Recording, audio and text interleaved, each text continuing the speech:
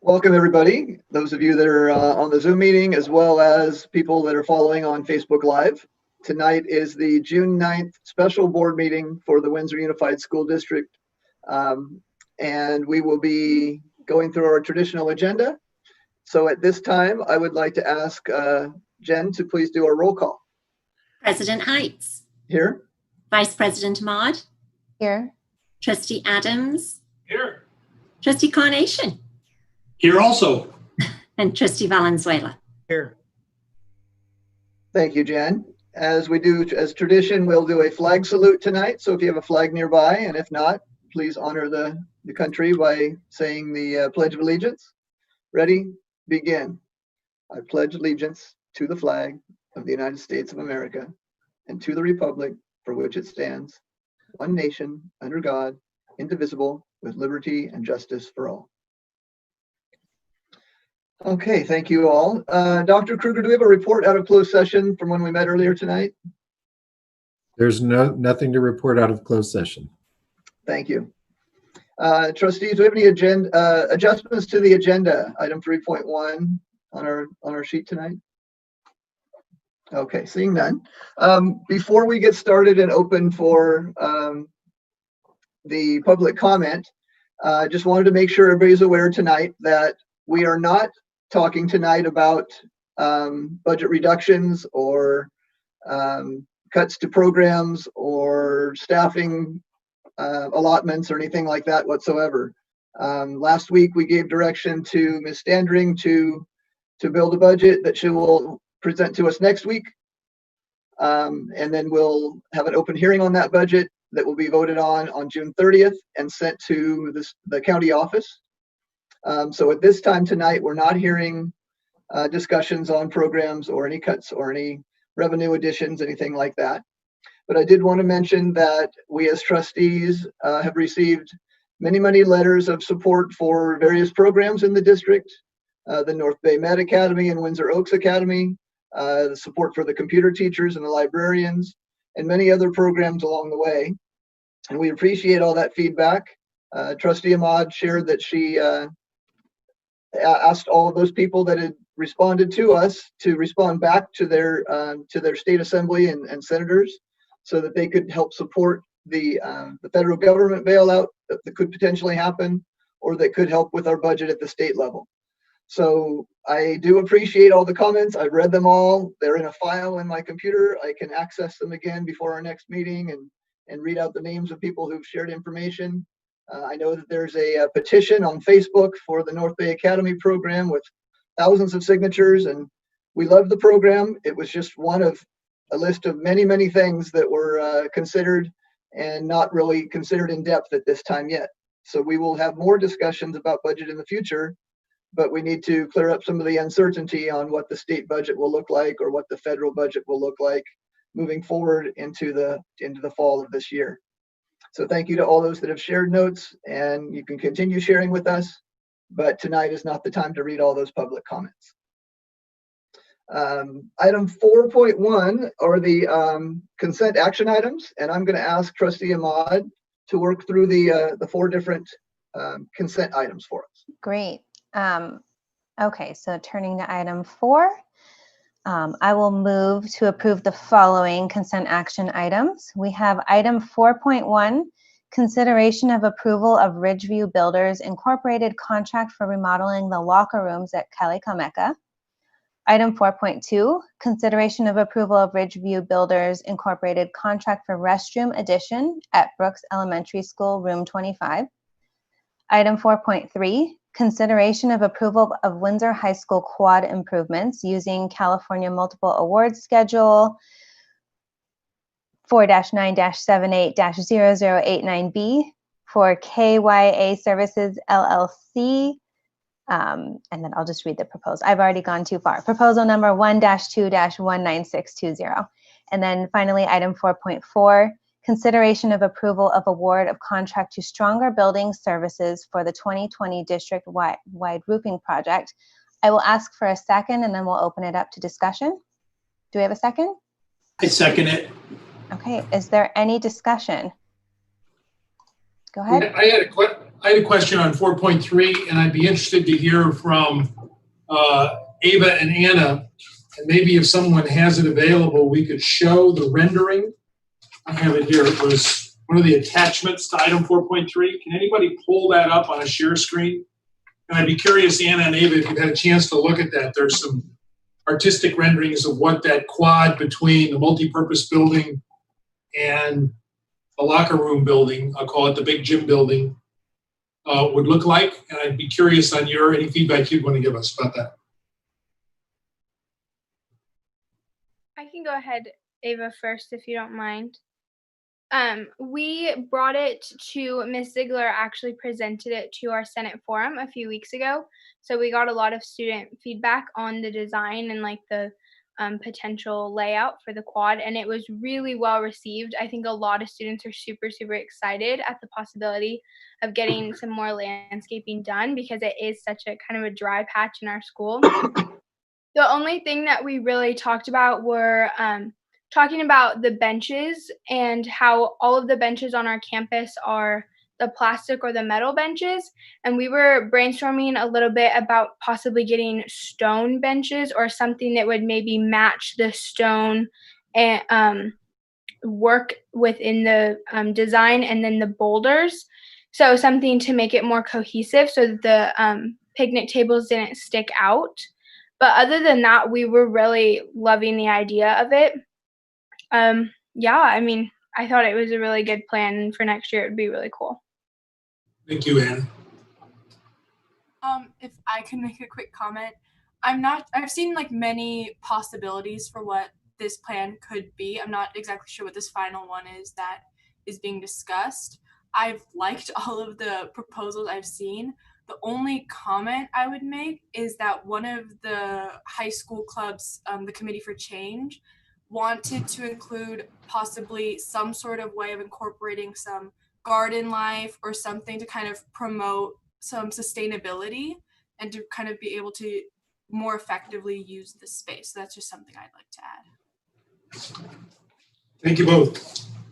I had a quick question for Lois. Lois, is this the $449,000 project? I think it's a beautiful project. Is that coming out of bond funds? Yes, it is. It's coming out of the playground piece of the budget, and it's within the limit that we set for that area. It looks beautiful. So yeah, thank you. And I'll just comment on the garden piece. It's not part of the budget right now, but we're setting it up so that it can be added as funds become available in the future. I do actually have one more quick comment. It just came to my attention, another little topic that we discussed during Senate forum about the design. We were talking, and I don't have that in front of me, so it's kind of hard because I can't exactly recall what the pathways looked like, but we did talk about adding a pathway from the southern eastern corner from where next to the cafeteria up, so in the top right hand corner of this diagram, the bigger diagram, adding a pathway from over there so that into the middle section, because a lot of students come from the cafeteria after lunch and then are walking down to the G quad or across to the PE locker room. So I'm not sure if that's at this point can be reworked at all, but that was just another thing that a few kids were talking about, because that would be like the direction that they would be traveling if we want to add more. It kind of depends on what the look is that they're going for. Tell me which corner that is. What? Say that again. Tell me which corner you're referring to. So in the bigger diagram, in the top right-hand corner, next to the Top right hand. Okay. Okay. The other side. Maybe I'm looking at it flip. Yeah, from that corner. No. Lois, it's going to be at the part of the MPR that's closest to the admin. Yes. Okay. Okay. I will see what I can find out. The answer to Anna's question, I can see exactly what she's talking about, and that shouldn't be any problem for them to go ahead and put the actually that's the kind of input, the feet on the ground kind of input that I like, or I think everyone likes. But yeah, it shouldn't be a problem to incorporate that. It wouldn't cost us any more because they haven't formed it or set the forms. I did have it. Yes. Thank you, Anna. I had one question. I just know on the AstroTurf for the field, is this, do we know if this is the same type of turf or if we can use the same machine that fluffs this up from time to time? So that way we don't have problems like we had before. Do we know anything about that? I don't, or if we can find out about it. I think there's a representative here. Is that true? Maybe not. I thought someone was going to come. From KYA? Yeah, maybe not. I can find that out. I don't know if sports fields have a different kind of turf than something that's meant for more park-like. Yeah, I didn't know either. I was just wondering if there is some, whatever type of maintenance that we're supposed to do with this field or this field, I just want to make sure that we do that. And, oh, definitely. Keep it on the calendar or whatever it is so we don't miss that accidentally. But I think it looks awesome. Gonna really fix that. I did hear one comment, not here, but read in one comment, Devin Godwin, one of the high school teachers who's in charge of the AVID program, she had hoped to run this past the AVID team of students, and she was hoping that there would be plenty of shade availability because there's not a lot of shade on campus other than under the covered walkways and such. But seeing this original drawing, it looks to be that those trees will mature and will have plenty of shade in the future. So hopefully that satisfies the student desire for lots of shade.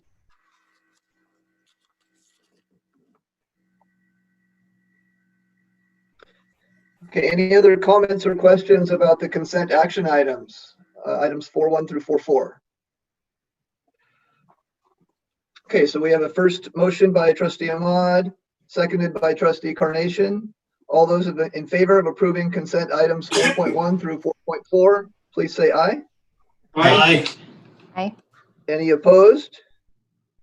Okay, so those items pass at a 5-0 vote, and Ridgeview Builders can move forward with those programs and work on improving our schools for the fall, hopefully. Thank you. Okay, we're moving on to our report and discussion section of our agenda. Item 5.1 is a discussion of strategies for school districts in purchasing real property. And we have some visitors with us tonight, and so I'll ask Dr. Kruger to introduce them and lead the discussion.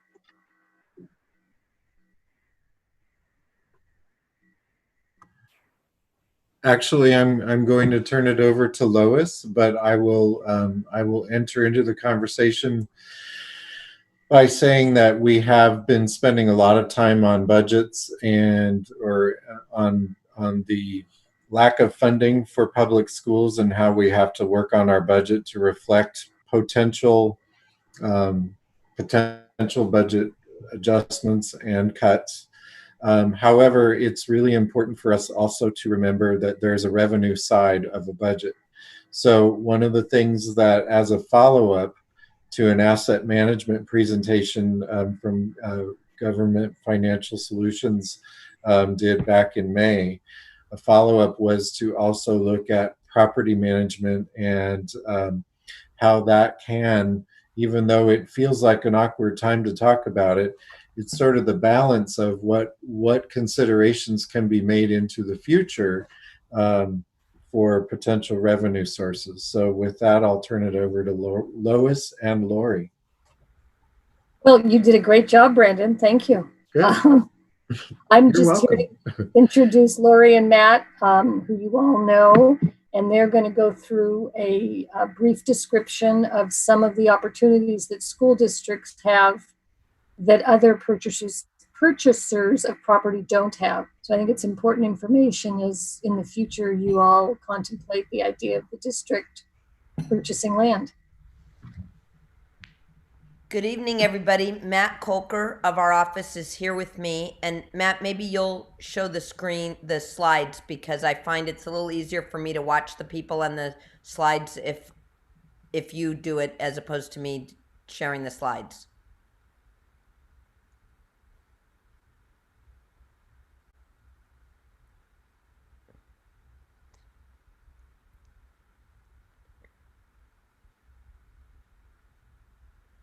I think that means you're working on. Perfect. Thank you, Matt.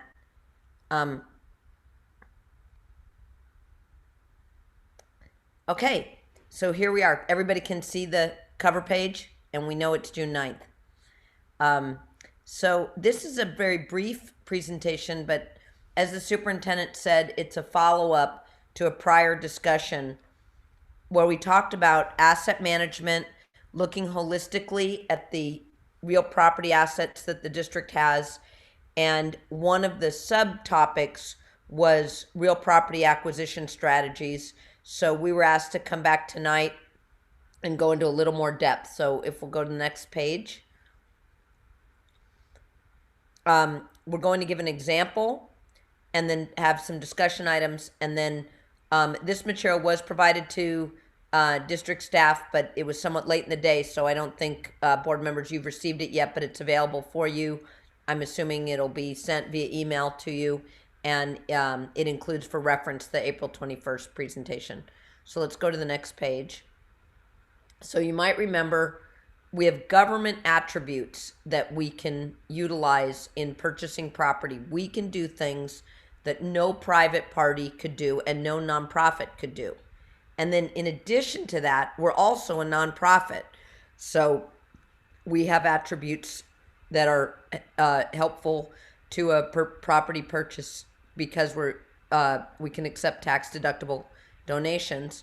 And then we can partner with private parties, nonprofit organizations, and other public agencies to use attributes of each. Now, I will say that partnerships can be very difficult. And I'm sure everybody has been involved in various partnerships that the school district has with other agencies. Real property partnerships are one of the areas where they can be successful because they can be very narrow. And that's helpful to make something work well, that it's very clear what the mission and what the responsibilities are. So we'll go to the next page. So hopefully this will look familiar because we shared this with you when we met in April, which is that we have these various strategies that can be very appealing to a seller of property who is selling to a school district. So those of you who've been involved in real estate before, I'm sure, are very familiar with the 1031 exchange, and that allows you to preserve your basis in the property and not take a capital gain when you sell and continue to keep the basis at the original property you had. Now, that's a 1031 exchange, which is very common. The 1033 exchange is only if the government agency is condemning the property for public use.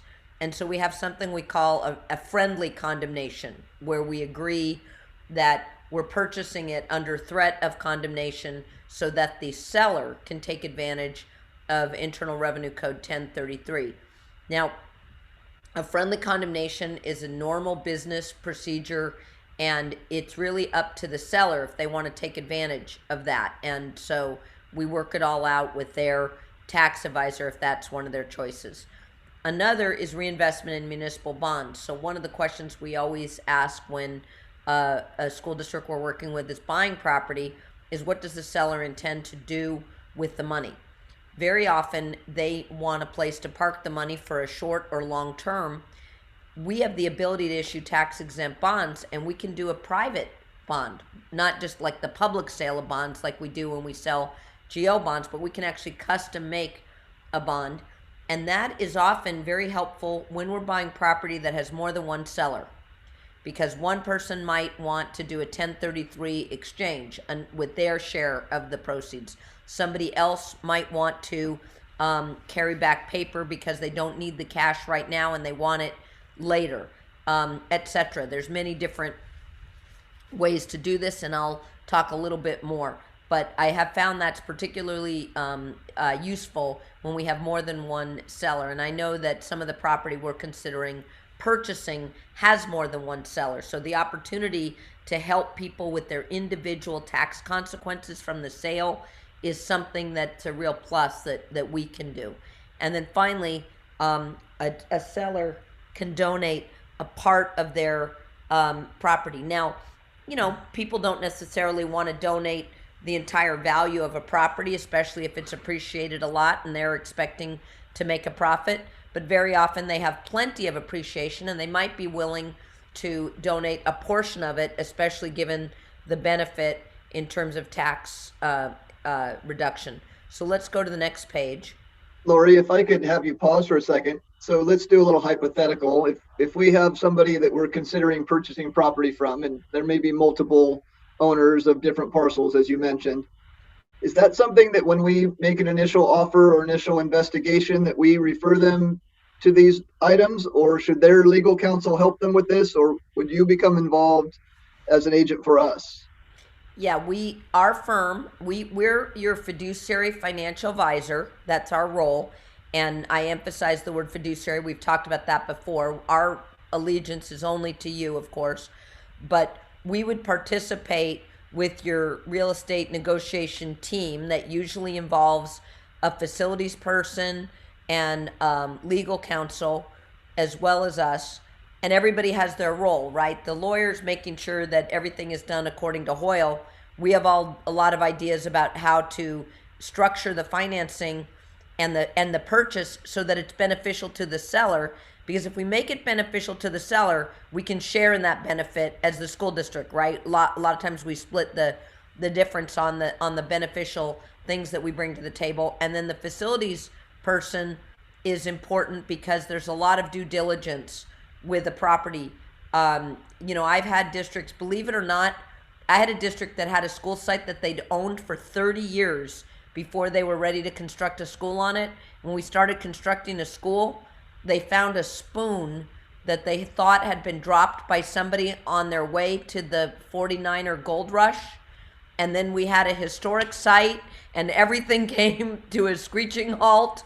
Well, that was surveyed and figured out and what we had to do with the historic site. And I've had many versions of that. I just like that in particular because it literally was a spoon that caused the whole thing. So that's really important because it's not good for the seller to get involved, think they have a deal, and then we derail it because we have an environmental issue or a California Department of Education issue. So it's really important that we work with often multiple tracks, due diligence, how the financial deal would be structured, what the seller's position is. And we've also, I will say, it's not been uncommon for us to have, when we have multiple sellers, for them to not only want different things, but have different levels of desire to sell. So that can affect the timing, right? One person's in a hurry, someone else not so much, right? And some of the property that we've been talking about is adjacent to property we already have, like next to the high school. But it's kind of interesting in that when the high school was constructed 25 years ago, although it's relatively close to the airport wasn't very busy then. The airport's gotten a lot more busy, and being close to an airport is one of the, I don't want to say negatives, but you're not supposed to build schools close to airports. And sometimes airports get built close to schools, right? And then there's an issue that we have to work out with CDE. And from what I understand from working with Mimi Dean Williams, and I've worked with her for decades now, she's an expert at working out that kind of stuff with CDE, but there's a lot of issues like that. We have another, site we're thinking about that's in the middle of a development, and how that impacts the development and what the development plans are. It's all very complex. So usually there's a team of people that represent the district, and there's no reason not to be very straightforward with a property seller about what our constraints are. We're spending the public's money. We have to have due diligence. We want to spend it wisely. We want to get a good deal for the taxpayers, but we also want to be fair and reasonable to everyone we do business with. So I like to put all that on the table and work with people and work it out. So let's go to the next page, because we developed an example which is hyper simple. And what I want to say is, in negotiating the purchase of property, and I've been involved in it many, many, many times, and there are two main categories of people that I've been involved with helping school districts buy property from. One is longtime family ownership, and the other is real estate developers. And sometimes those two parties cross over into being the same group, but those often are very different perspectives on things. So we just made this example up. This has no reality in any piece of property. I made this up, and I chose 1960 as the original purchase price because it is currently 2020, and I can subtract 1960 and come up with 60 years. So I didn't want any odd numbers because sometimes in a meeting I make a mistake and then Matt has to chastise me later.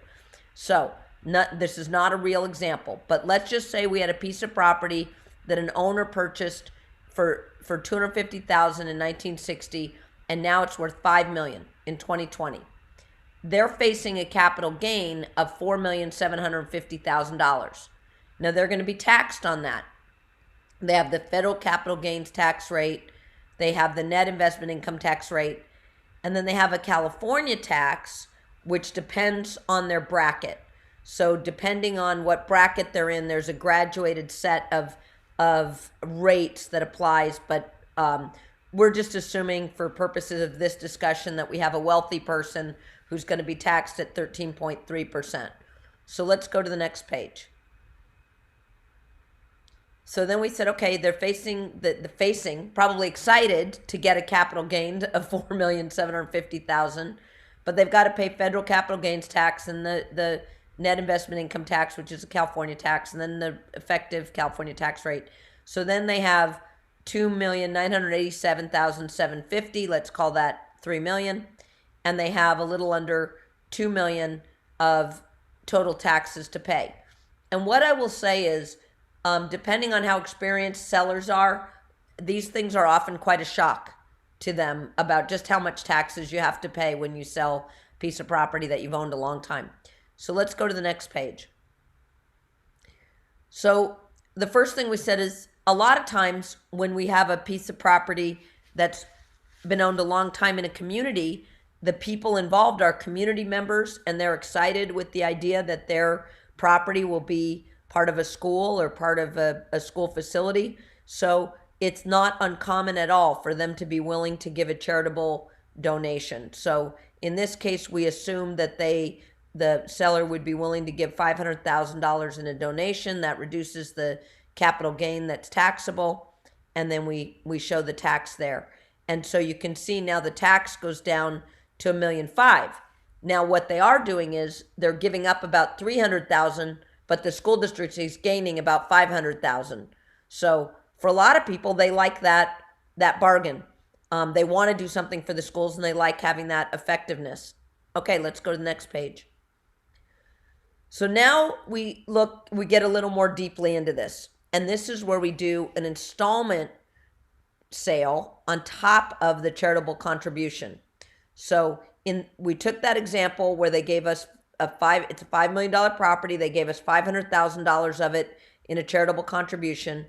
And then they said, we'll take back the paper, a 10-year bullet. Now you might say 3% interest rate is really low, but that would be a tax exempt interest rate. So they pay no taxes on that. So that would be based on a municipal bond interest rate, and 3% for 10 years is where we are right now. It's a good assumption. And years 1 through 9, we pay them the tax exempt interest. They just take that $135,000. They pay no tax on this. Now I want to say this should be most appealing for the wealthiest people who are in a high tax rate. Does that make sense? Tax exempt income. But I generally find that lots of people, even if it isn't their best financial position, they'd be better off having taxable interest. They really like tax exempt interest. They like the idea of just receiving the money and paying no taxes. Especially, I'll say, sometimes we have a real property seller who's retiring, and they really love the idea of no taxes, even though that might not be the best financial decision. Okay, so then at the end, in the year 10, they get their principal back, their $4.5 million, plus we pay them another $135,000 tax-free. Now, if there's no change in the capital gains tax rate, they would have the profit that they would otherwise have gotten plus the $1,350,000. That's over $4 million.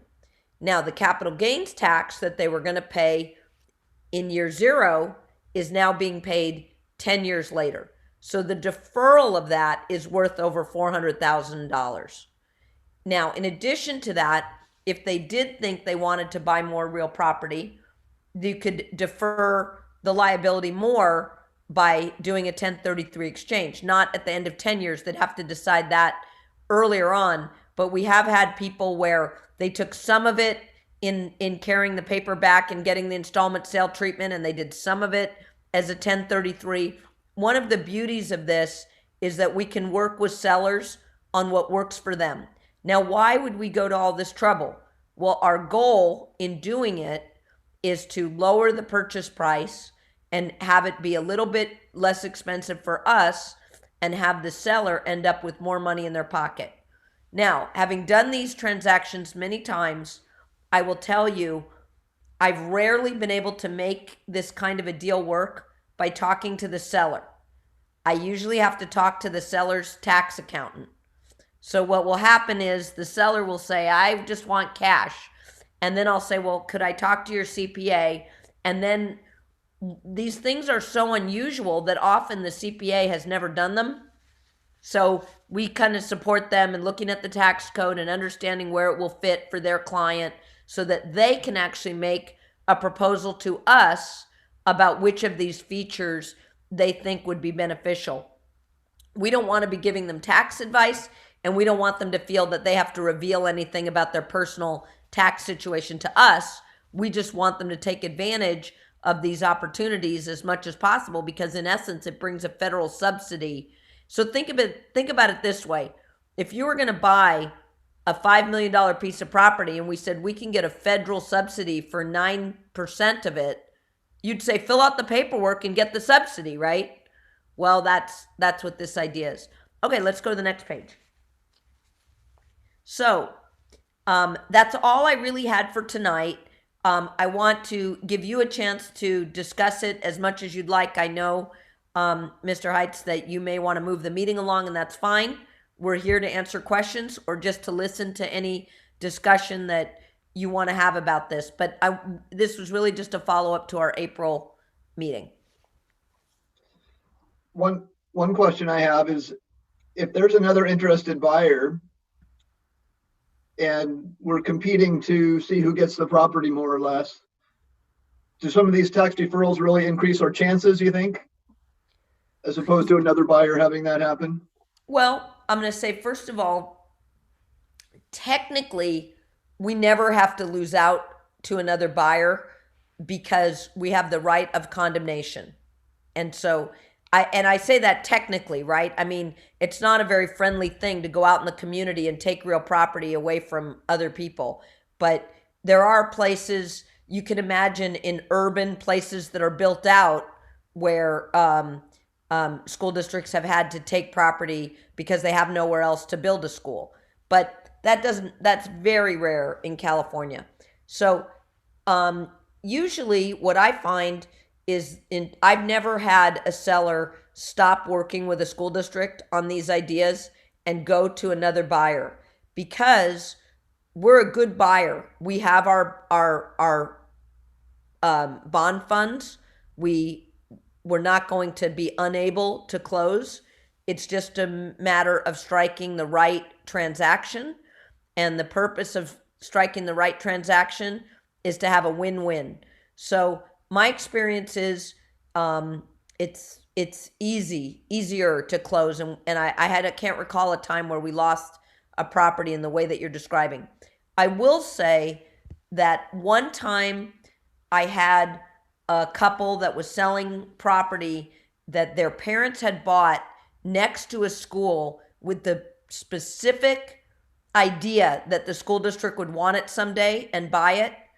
And we had to overcome a lot of presumption on the part of this couple that this was going to be a huge boon for them. They thought the property was worth significantly more than it was.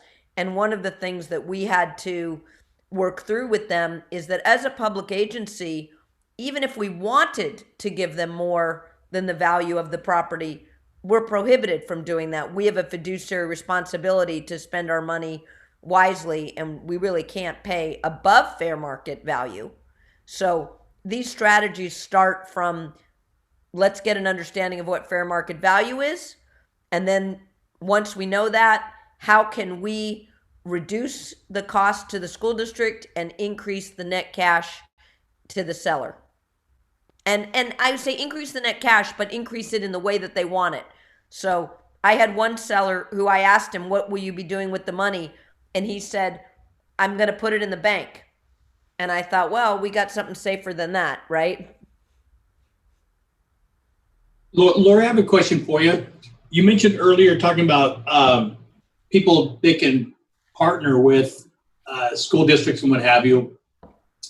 Take a piece of property, for example. Let's say the market value by 2 or 3 different appraisers is, $10, and the person who owns that property always thinks it's worth $12.50. And if you're only let's say they'll sell it, but they're only going to sell it for $11. Is it possible for the school district? Well, we can condemn it, obviously, and then there's a big legal argument of what the actual value is. But let's just say we want to do things semi-friendly. Can't remember the term you used earlier with the friendly condemnation. Friendly condemnation, yeah.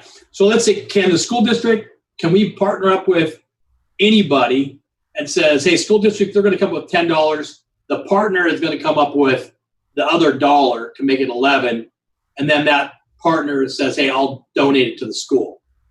Is that something is that scenario possible?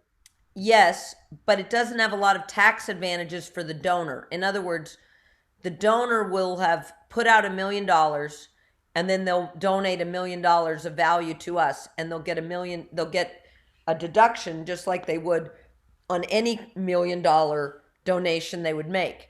The value is in deferring capital gains.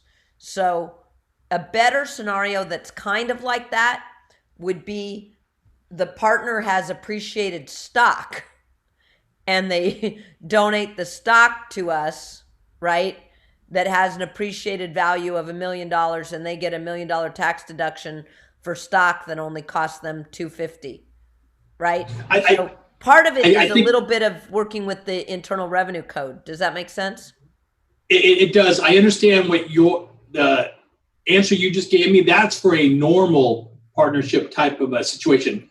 I was referring more to my situation of where our partner is just a financial person who says, hey, I want to help the school get that piece of property. We probably won't be able to get it because the person won't sell it for less than what they want, which is more than what the market value is. So a partner would come in and pay that extra difference, donate it to the school, so then that way it can be done.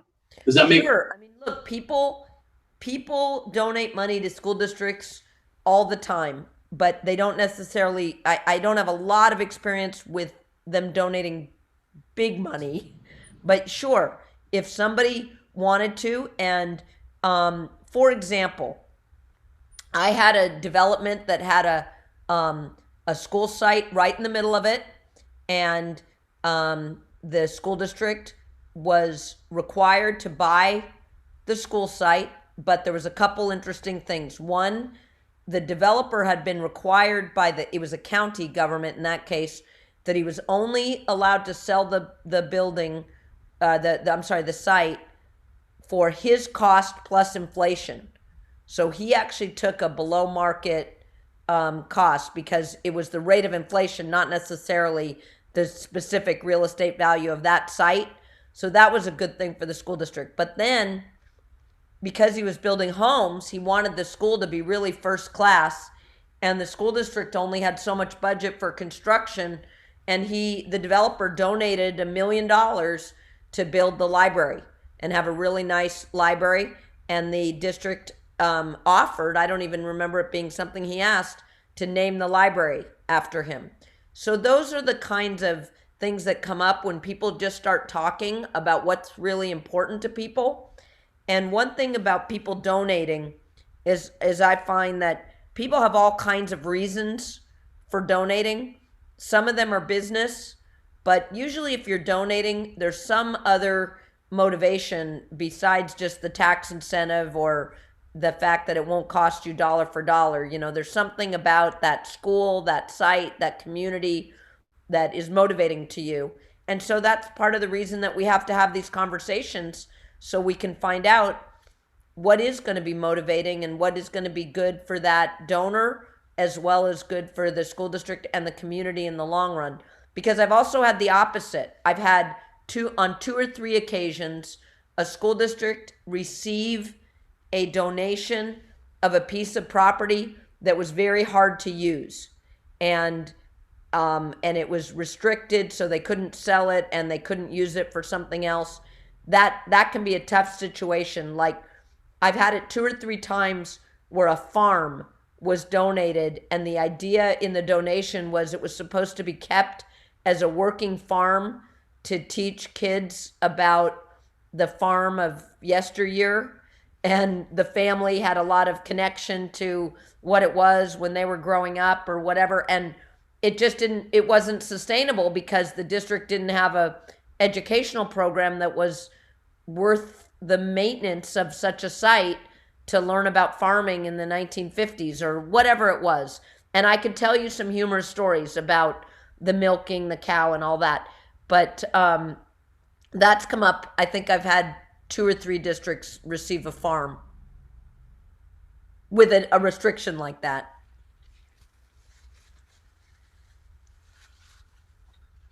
Any other questions or comments from anybody on the Zoom meeting? Or if there's something that comes in on Facebook Live, please let us know so that Lori and Matt can help us along the way. Okay, well, I appreciate your information. We'll be speaking again in the future, I'm sure, and we will let you get back to your evening. Thank you again for coming in tonight, and we'll move on to item 5.3. Thank you very much, Lori and Matt. It was a great presentation. Thanks, Lori. Thanks, Matt. Actually, we're on 5.2. I almost jumped ahead. I didn't mean to skip Village Charter School. So item 5.2 is the review of the Village Charter School proposed charter renewal agreement. Dr. Kruger will introduce the staff. Yes. So it is time for Village Charter to renew their charter. And recently some laws have changed around charter schools, and as is noted on the background information on the board item, one of the changes in the law effective January 1st of 2020 is that if a charter school is located in another area or outside of the chartering district's boundaries, that we have to get authorization from the school district boundaries where it does reside. And so we have received authorization to continue considering Village Charter School as our independent charter. And Principal Director Rebecca Ivanoff is with us. I've included the document that she is submitting. One of the things that is important to know, there are a couple of questions that came in advance of this item. One of them is the performance necessities for a board to consider a charter means that they need to be performing like or better than the students in the chartering school district, which Village Charter fits into that category. The last charter included information about the Academic Performance Index, which was under the No Child Left Behind accountability laws. Now we look at the dashboard, which has been included in the charter proposal here, which does indicate that they are at or above in some areas compared to Windsor Unified School District. The other question that was asked, and I might I might point to Lois for a minute, but that was that, is there any cost that to Windsor Unified School District for Village Charter? And actually there isn't, because the charge, let's see, are we still there? Let's see. Okay, everyone's still there. My screen went blank. There is no cost to us. And Lois, if you can explain the charge back a little bit more clearly. So I'll start by saying there is obviously people cost. It's not huge. I would estimate, in reviewing their financial statements, I spend 2, maybe some part of the third day on doing the 4 financial statements. I know Lisa spends some time with their LCAP, but the flip side of that is that we are allowed to charge them 1% of their revenue, which they pay very regularly. So that more than covers the cost of that time. And the other piece is they pay a pro rata share of our special ed contribution. They have chosen in their MOU with us to do the scenario where they are a full partner in special ed. So it's almost like an insurance policy. Each year they pay a hefty amount, considering the size of their school, to be part of our special ed plan. And that way, if they were to have some very high cost student come in, it would be covered, but for all the years that they pay that, where they don't really take that kind of cost. So it is certainly not a negative cost situation for Windsor Unified. Any questions on that? Lois, I had a question. If with the economy and everything being uncertain like it is, if the charter school suffered some pretty big losses, do those inure back to us or not? So do we have are there any potential long-term liabilities out there that might come with that? What I've seen in the past is it's authorizing district, if they do not keep up their fiscal oversight and do what they are supposed to do, which we do all of what we're supposed to do, then they will end up being responsible. Let's say a charter goes under. But as long as we consistently do our fiscal duties, that will not be the case. We can defend ourselves that we did everything we needed to do. And hopefully that would mean that, in my going over the reports, we would give them fair warning and work with them to reverse the situation. Does that mean we get to pretend we're FICMAT? A little bit, yes. Or scope. Thank you. I will say it's more fun to be on that side. So at this time, I'd like to introduce Rebecca. Welcome, Rebecca. And Rebecca is here to answer any questions that the board may have regarding the program at Village Charter. Hello, thank you for having me. And I just appreciate, as always, that I get to be a part of this district and continue the good relationships that we've had. But I'm here to answer any questions about the charter you might have. But in my right ear, I also have my special board meeting going on as well, in which we're looking at some budget topics. And so I'm trying not to be distracted as we go through that. Rebecca, I had a quick question. Yes. So thank you for the document. It looks like Windsor's been the chartering agency for the past 13 years. Yes. Village Charter, and before that, it was another district. And I know over the years, you've given us numbers about how many Windsor kids are in your program. So do you know how many kids are in your program this past school year that just ended, and how many Windsor kids will be in your program next school year? We sit, I believe the statistics are in there, but we sit at around 8 to 10 students max, usually from the actual Windsor district. And historically, 1 or 2 of those are students that come to us with some special needs that we we're a good facility and a good fit for them. And then what's been really nice is we have been, those students that end up graduating, they're choosing to come to Windsor High, which has been a really positive thing. You're actually, this year, you're getting one of our finest. So it's been neat to really encourage them to see Windsor High once they leave our school. It's a really viable option for them. I think Okay, historically we had students that looked for real alternative forms of education, but it's not always the case now for us. Thanks, Rebecca. My last question is, in the documents, there was a letter from the Pioneer Olivet superintendent saying that they are fine with having Village Charter as a tenant, but that they're not interested in as a chartering agency. Do you Correct. know why they're not interested in being a chartering agency or chartering district, or they just didn't really say, or they were never asked, or? I think there's two parts to that. One, they were never asked. It's not something I've ever actively pursued. I feel that I've been so happy being a part of the Windsor district. I value the attitude, the philosophy, the community.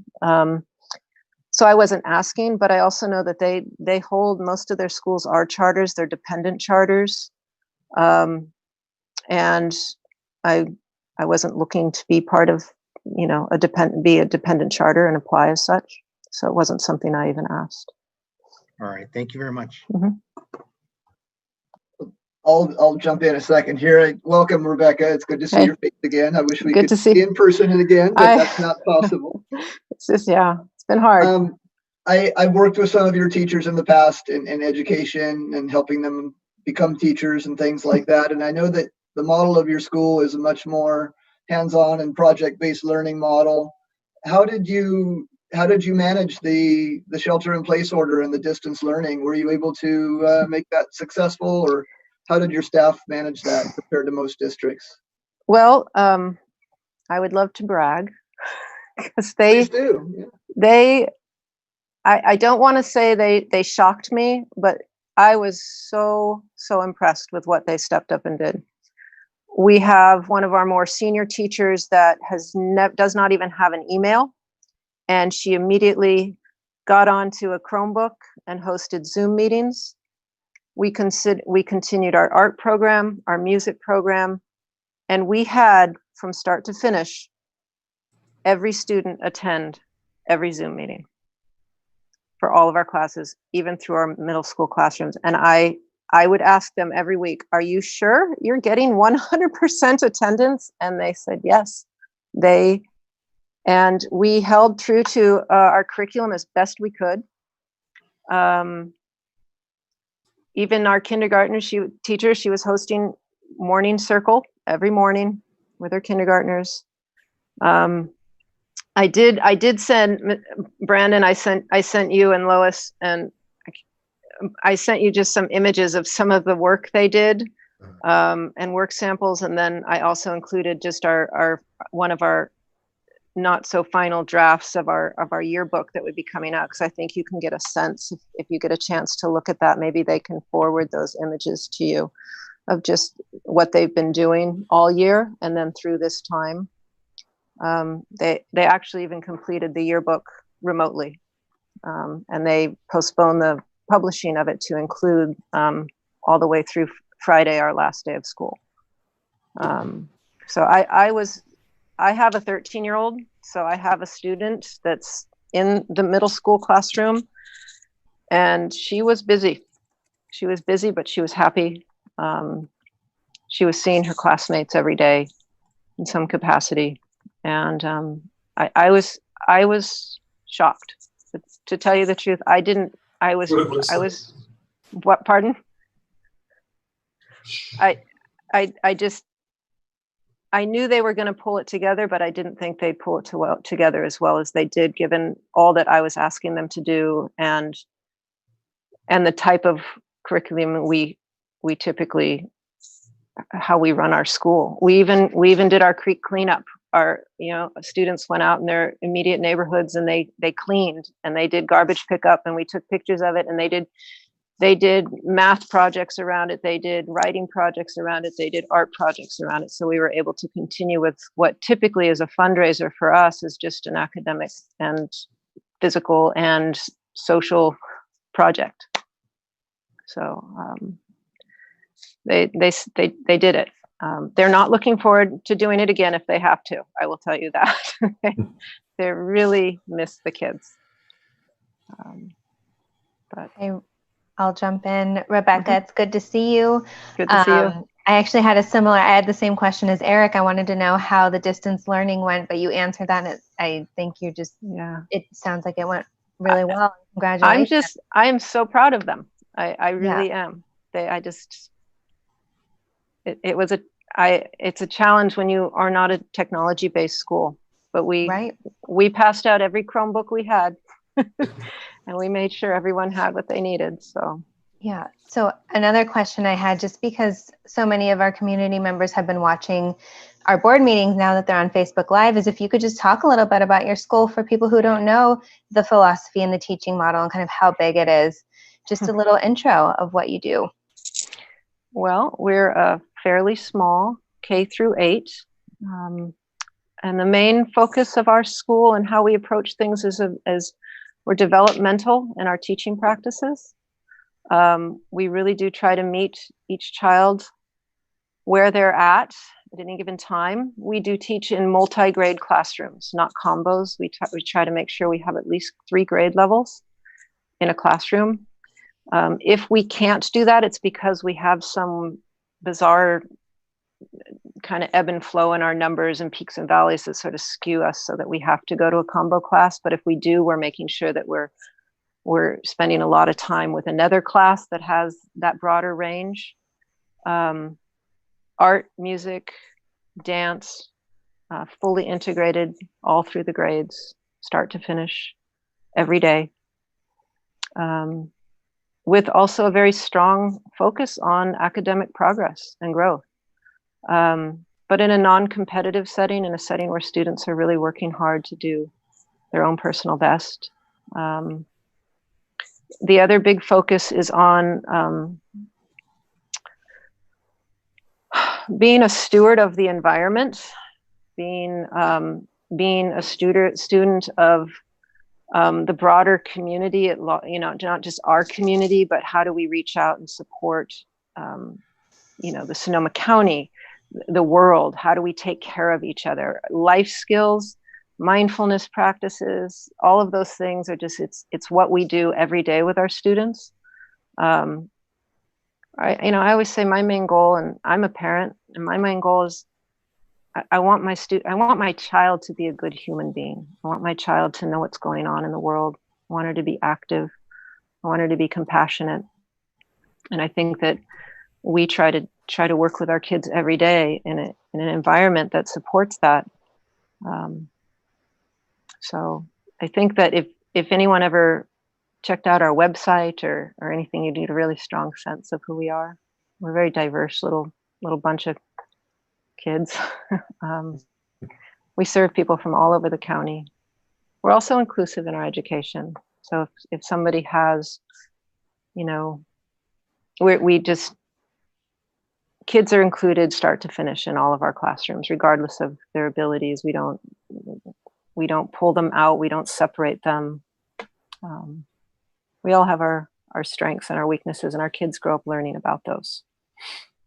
Thank you. So probably not my most articulate thing, but I'm also got my board over here in my other ear. But it's a wonderful place, and I think that I've had the privilege of watching it evolve into something really solid and meaningful. I think we've had a lot of growing pains and trying to figure out who we are and how do we define ourselves and being kind of out of the box. But ironically, I think the box is coming back to us. I think there's a lot of schools that are starting to see the value in a lot of these things and are bringing them back. And so it's nice to see that and feel like we're in a more common space. and that kind of this. So it's been really neat. We're very, I was telling my board at the end of last year that my biggest struggle now in my role is going to be not becoming complacent and to continue to be energized, because everything is running very smoothly right now. We've really found our groove, and I need to make sure that I still stay up on my game and keep us as being innovative and exciting. So.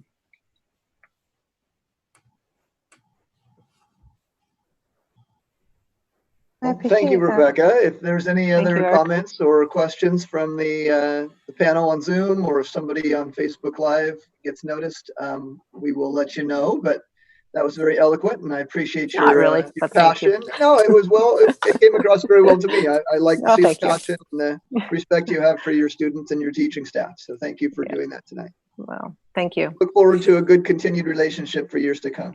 I do too. I really appreciate it. So, thank you. All right. You can get back to your board meeting. I'm going to step out to my board meeting now. And please don't hesitate to email me or contact me if you have any questions, okay? Thank you. All right. Thank you. Thank you, Rebecca. And we are now moving to item 5.3, which is an update and a discussion on current operational and instructional considerations related to the reopening of the 2020-2021 school year. We've recently received some information from the state and from the School Board Association and from the Superintendent of Public Instruction. So if Dr. Kruger could lead us through that meeting, I would appreciate him stepping in now. Thank you. Absolutely. So I know one of the items that has taken center, maybe not center stage, but has taken a lot of attention or been given a lot of attention right now is reopening for the 2021 school year under the conditions or restrictions that may be issued by or are being issued by local and state health officials. And so the last, I think, month and a half has been spent in many conversations around the county and around the state, specifically to the reopening of California schools and what might that look like. Well, and more recently in our budget conversations, we have added in, and Lois has included potential expenses of what it would cost to reopen school at the beginning of the school year. And she's been using a figure of $750,000. And actually, we've been talking about it, and I spoke with another board member about it, and I was thinking more like $500,000, but that would just be equipment alone. So if you look at other expenses on people and time, it could be up to $750,000. However, we really don't know. So yesterday, the guidelines, which I've attached to the agenda, and it's a very large document, so we're not going through it. So I've put talking points together to walk through. But Superintendent Tony Thurman, who's state superintendent of California, he and his team went through the main points of the document just to help us understand how to get through the guidelines for reopening. And so what I've done here is I've captured some of the main points. And one is that no one size fits all. So there's nothing that's going to work for everybody. It's really going to depend upon what the county health restrictions are at the time of opening. It's going to count on the needs of the community, et cetera. So there was a considerable amount of attention to, this is not going to be, first of all, this is a guideline. It's not an actual, this is what you must do or should do. But it gives us things that we have to consider as we're going through the planning of it. So I'm going to skip. Excuse me, I'm sorry to interrupt you, Brandon. Is it possible to make the the size of your font larger by using your percentage down there? It's kind of hard to read when it's a split screen for us. Let's see, I just need to get here. Zoom.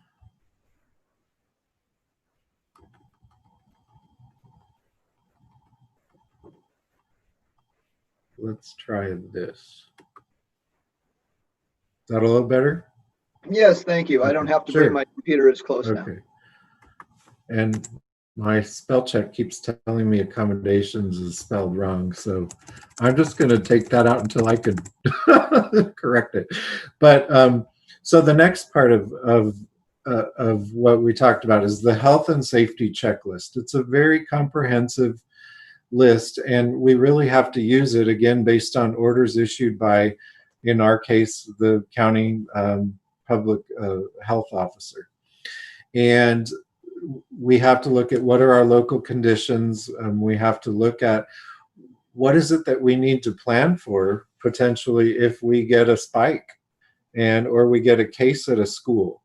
And there was a little bit of a conversation about and also within our county groups of superintendents and directors of educational services, we're talking about, so if you do get a case, let's say it's in a classroom, do we have to quarantine the classroom or do we have to quarantine the entire school for 14 days? So that's a consideration we have to think about. Injury and illness prevention, campus access, there is a section in the guidelines that talks about how are we going to monitor how staff and visitors are on campus safely, and do they have the equipment they need, especially visitors, and then how do you stagger their time in certain areas on a campus, etc. Hygiene is a huge thing, and one of the things, and it also ties into the instructional components, is that a lot, especially in the younger students, there's a lot of emphasis on how you really have to teach the hygiene, and how you also have to consider including students in the hygiene protocols of a classroom so that they buy into them, so they understand why they have to stay 6 feet away from their friend, or they understand why they have to wash their hands every 1 to 2 hours, or after touching particular materials or educational supplies in the classroom. There was also a great picture of, there was one of the presenters was showing pictures, actually Dr. Linda Darling Hammond. She was showing pictures from different models that have been used in other countries, and there was a great picture of all these kids wearing these fun little hats that they made that had 3-foot bands extending from each side of their head, and that was a visual for them and kind of a fun thing, although we think it might turn into a game, but it was a way to help encourage them understand space. Of course, there's protective equipment, and that example I just gave was more about physical distancing, but the cleaning and disinfecting protocols, that's covered in the checklist, and when you have to do that and why you have to do that. And so that is something that, you know, we would consider. And as I'm going through this list, I'm sure that employee groups or people in particular positions that as employees for Windsor Unified School District are actually thinking, I wonder how that would impact my work. And it will. And then we have to look at the training needs and accommodations that we need for our employees. So do we have anyone who's compromised themselves in their health and safety, and how do we address that? And what training do we need to continue to provide so that everyone understands that? And of course, one of the biggest considerations in this whole document is communication about each step of what we're doing and why we're doing it. So I'm are there questions about the health and safety? I'm going to go through the next few pieces because I really think it's really important to get to where are we in Windsor. But this is sort of the backdrop for us and where we're going. Instructional scheduling model options. So Brandon? Yes. Actually, George had a question and I had one Oh, too, sorry. real quick. Thanks, Okay. Rich. I'll just throw them out there and you can respond, whoever. So in terms of the PPE, are we buying the mask and the hand sanitizers, cleaning and disinfecting materials? Are we doing that now? Because if there's a backlog, we should be ordering that now in case school starts in August. And then I had a question about volunteers. Are we going to allow them on campus? Question about thermometers. I know that I've seen some materials from the state or different places talking about taking kids' temperatures. We have to buy thermometers. Do the teachers take the temperatures or does the office staff do that? In terms of like sharing materials, crayons, pencils, glue, scissors, microscopes, books, computers, does that stuff have to be wiped down? And then the last question, Brandon, I'm just throwing them out there because I don't think it's easier. What happens if school starts and we have a student with COVID-19 or a staff member? What then have you been given guidelines that the school gets shut down? Yes. So if you could answer any of those, that'd be great. I'll try and remember. Yeah, whatever. I just threw them out there because it's easier than to ask you 20 questions after each one. I'll start with your last question. Is that if there's a case that is identified, a COVID-19 case, then what we have to do is have protocol, or we have to have on-site quarantine protocols to remove that student until we notify the public health officer. And the public health office actually handles the rest of it and advises us what we need to do next. They would actually give us the direction that once they investigate the individual case, they would be able to give us the direction whether or not it would be an impact on the class, or if it would have to be a school-wide response, which could include, like I think I mentioned, a 14-day quarantine for either the class or the entire school. So that is a possibility. I'm going to remember certain questions. The materials and supplies, the recommendation is that kids have their own, but let's say they're using play equipment outside, and there was a big recommendation to try and hold school outside and do outdoor activities and outdoor learning, weather permitting and air quality permitting, I have to say. If equipment is shared, there has to be a protocol of how it's cleaned before it goes to the next student. Isn't that terrible? Those are the only two I'm remembering right now. I think. Okay, what about thermometers? Lois has been working on supplies, and Lois, can you speak to that? There's some things that we know we need. So Jackie out in maintenance is working on the hand sanitizer, gloves, and masks.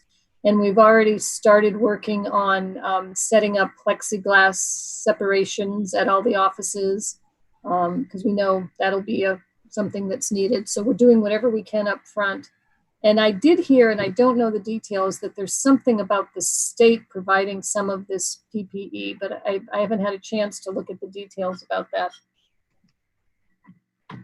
Brandon, the question following up on George's, under the cleaning aspect, if in fact we are going to have busing in the first part of the year or what have you, is that something that, and I don't know if this is a union thing because I don't know how this stuff works, but would we have to clean the buses so if they went out in the morning, between the morning and the afternoon, the bus would have to be cleaned, and then that evening, or is it once a day? Is that something that the bus drivers would do, or is that extra duty? Have we good crossed question. those things yet? Yeah, no, we haven't. But the checklist actually covers if you're running let's just give an example. If we're running a hybrid model where we have 2 classes per, let's see, what's my example there? A 2-day rotation. So let's say half of a class is attending school on Monday, Tuesday, and another half is attending Wednesday, Thursday, that essentially might cut down our transportation by 50% of ridership. And there are specific guidelines about how far kids need to stay from each other, what they need, if they have to wear masks on the bus, or does it pertain to how old they are, and what the bus driver would be required to do.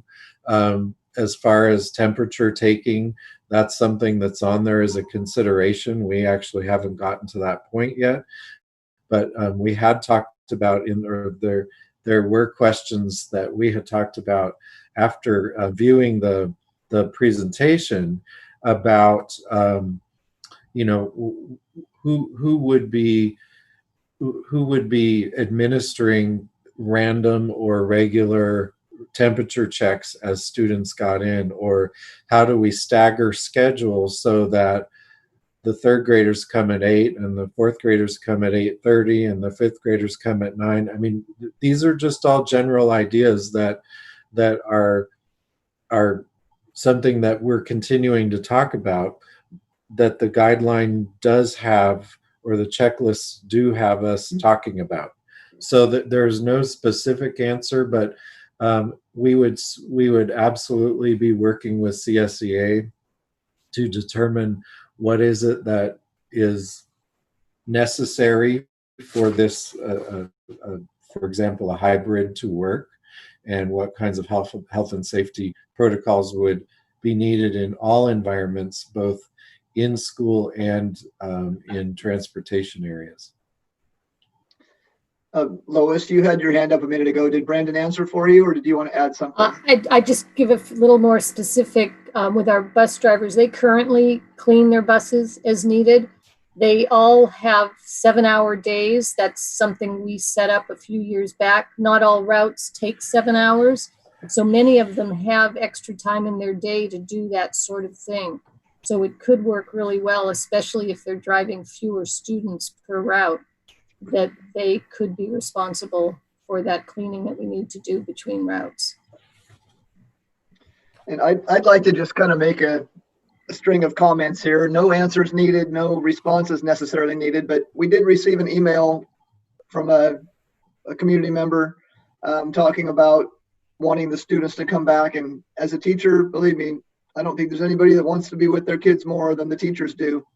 But one of the statistics that was thrown out in the email was that 99.4% of the population does not have the illness, does not have the virus. But basically what that means is that's 6 out of 1,000 that potentially do. It's not such a big deal if you go to a small store and only 6 out of 1,000 have the virus. But when we have approximately 5,000 students and employees, that puts us as 30 potential people every day that are considered to be dangerous or that considered to be unhealthy. And so we have to be very cautious because we are such a large employer. We're the largest employer in the city, in the town. We also have, almost 5,000 students. So we have to have the safety of those people as well as the safety of the staff and all the certificated employees and the bus drivers and the cafeteria workers and everybody involved in school.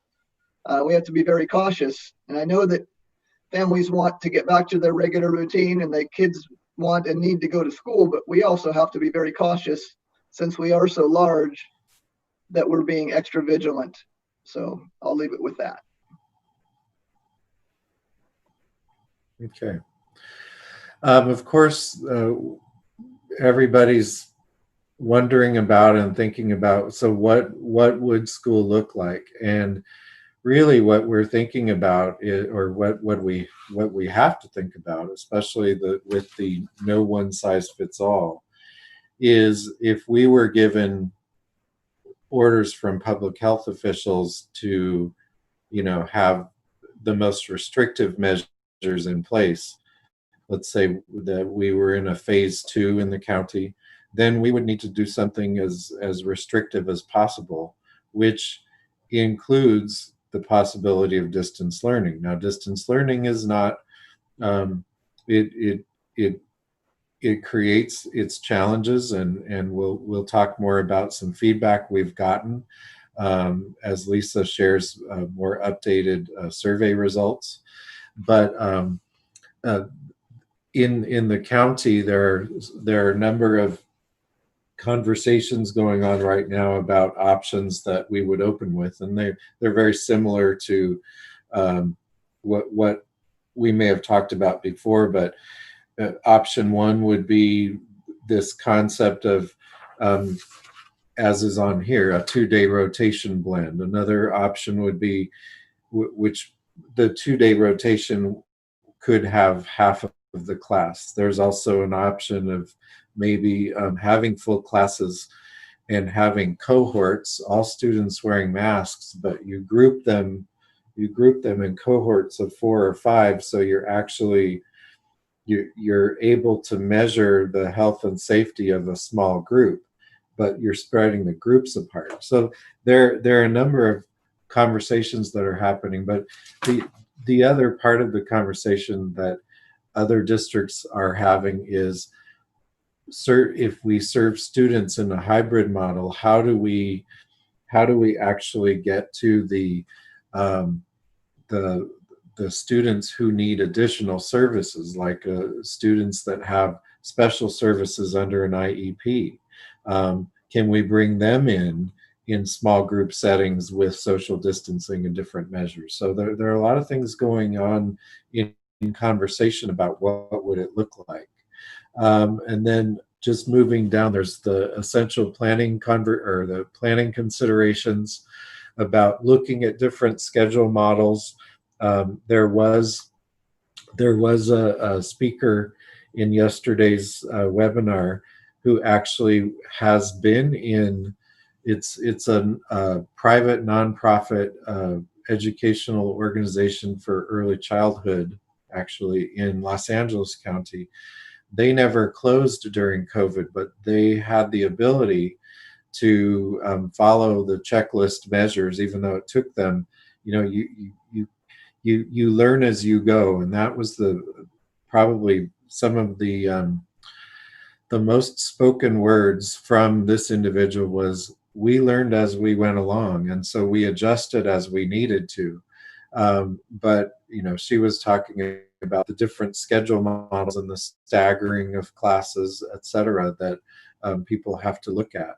The other thing is contemplation of infrastructure and resources. So how is our technology if we were to open up a hybrid plan? Or if it's distance learning, do we, from our experience at the end of this school year, do we have enough technology and internet access in our students? So there's that to consider as well.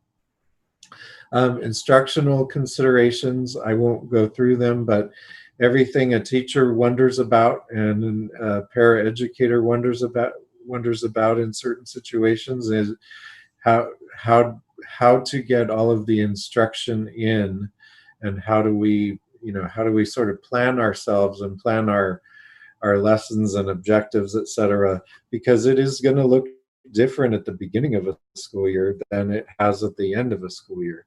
We were at a hold harmless as of right before spring break. So anything kids did beyond what they had done up until that point was a credit to them, but there was no going backwards in their grades. Whereas we're starting the school year, so this planning is going to be really important for teachers and paraeducators who support students and the teachers' work to consider. So if there are no other questions, I'm going to go to current pre-planning steps. And that's where we have been having conversations with educators in our region. There's, of course, the superintendent's group, the ed services group in the county. We're having conversations because as we're all in the same county, we're going to have to be living by the same guidance from public health officials. What it looks like in each district might look different. But we're trying to understand what each other is doing so that, or are doing, so that we're kind of in line with practices. I'm going to start going over to Lisa, is that we've begun to have initial conversations specifically with WDEA first off, and Lisa is starting the conversation and starting to bring in more voices. We will be working with all employee representatives to look at what is this actually, what do we need to consider. And then Lisa, I'm gonna hand it over to you, because the next parts are something that you've been working on mostly. Sounds good. Thanks, Brandon. So as Brandon alluded to, yes, we've had been in regular conversations in job-alike groups throughout the county, working really hard that even though there is no one-size-fits-all, it does behoove us to, as much as possible, make decisions as we get state and county guidance and move together as we figure this all out. So in addition to, as Brandon said, superintendents and ed services folks meeting regularly, Allison Griggs and I have also been meeting weekly, not only just with all of the county folks at the SCO level meetings, but also more recently in the K-12 district breakouts, which has been really important and helpful. So those conversations will begin to get a little bit more detailed and continue in the coming weeks, as well as starting conversations with our labor partners. It's going to be incredibly important that just as we did during spring break, when we all realized, wow, this is a shelter in place and we're not going back to school. So we've got to figure this out. And from the beginning, we brought in our labor partners and made decisions together and had those conversations with a lot of grace and understanding that if we're willing to be vague with each other, realizing that it may have to be that way until we figure out what the next steps are, that we were going to be tolerant and understanding of that as we make decisions moving forward. I do have some preliminary survey results that I can share. So Brandon, if you want to unshare your screen, I'll share mine.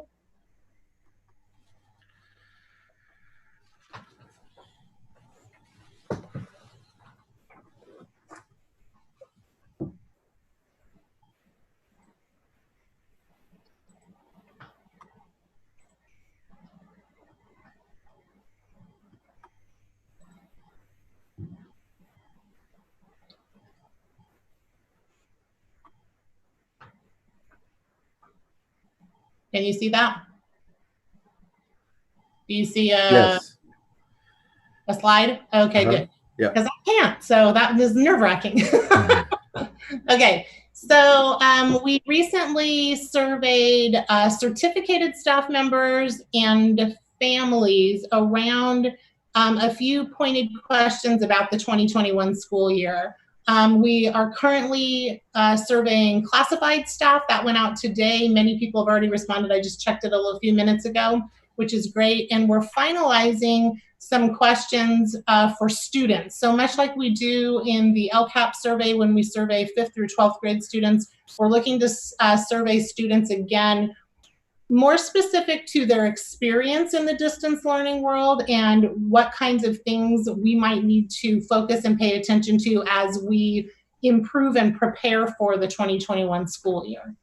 So response rates. So we had about 86% of certificated staff responded, about 32% of our families responded to this survey. And just a few highlights. So one of the questions, with the best information available at the time of responding to this survey, if the 2021 school year starts as a blended or face-to-face model, I will not send my child to school even with social distancing measures in place. It's a needs assessment question, right? We need to know those kinds of things to figure out how we're going to proceed accordingly. So 19% of our families who responded to the survey agreed with that statement, that even with social distancing measures in place, they will not send their kids to school. And so that's important for us to know. That's about 1 in 5 kids, right, in our district. And we will need to proceed with a plan for those students so that in the event that we are a hybrid, or as I have since learned, clicks and bricks model. So clicks would be the online component, bricks would be the brick and mortar or the face-to-face interaction. So if we're a hybrid model, we need to figure out how we can keep those students in and the clicks side of it or the online learning so that they can get all of their educational needs met through that mode. So then we asked certificated staff a similar question. So with the best information available, if we start blended or hybrid or clicks and bricks, we're learning all these new terms, or face-to-face, I will need to request a reasonable accommodation to only telework or work from home.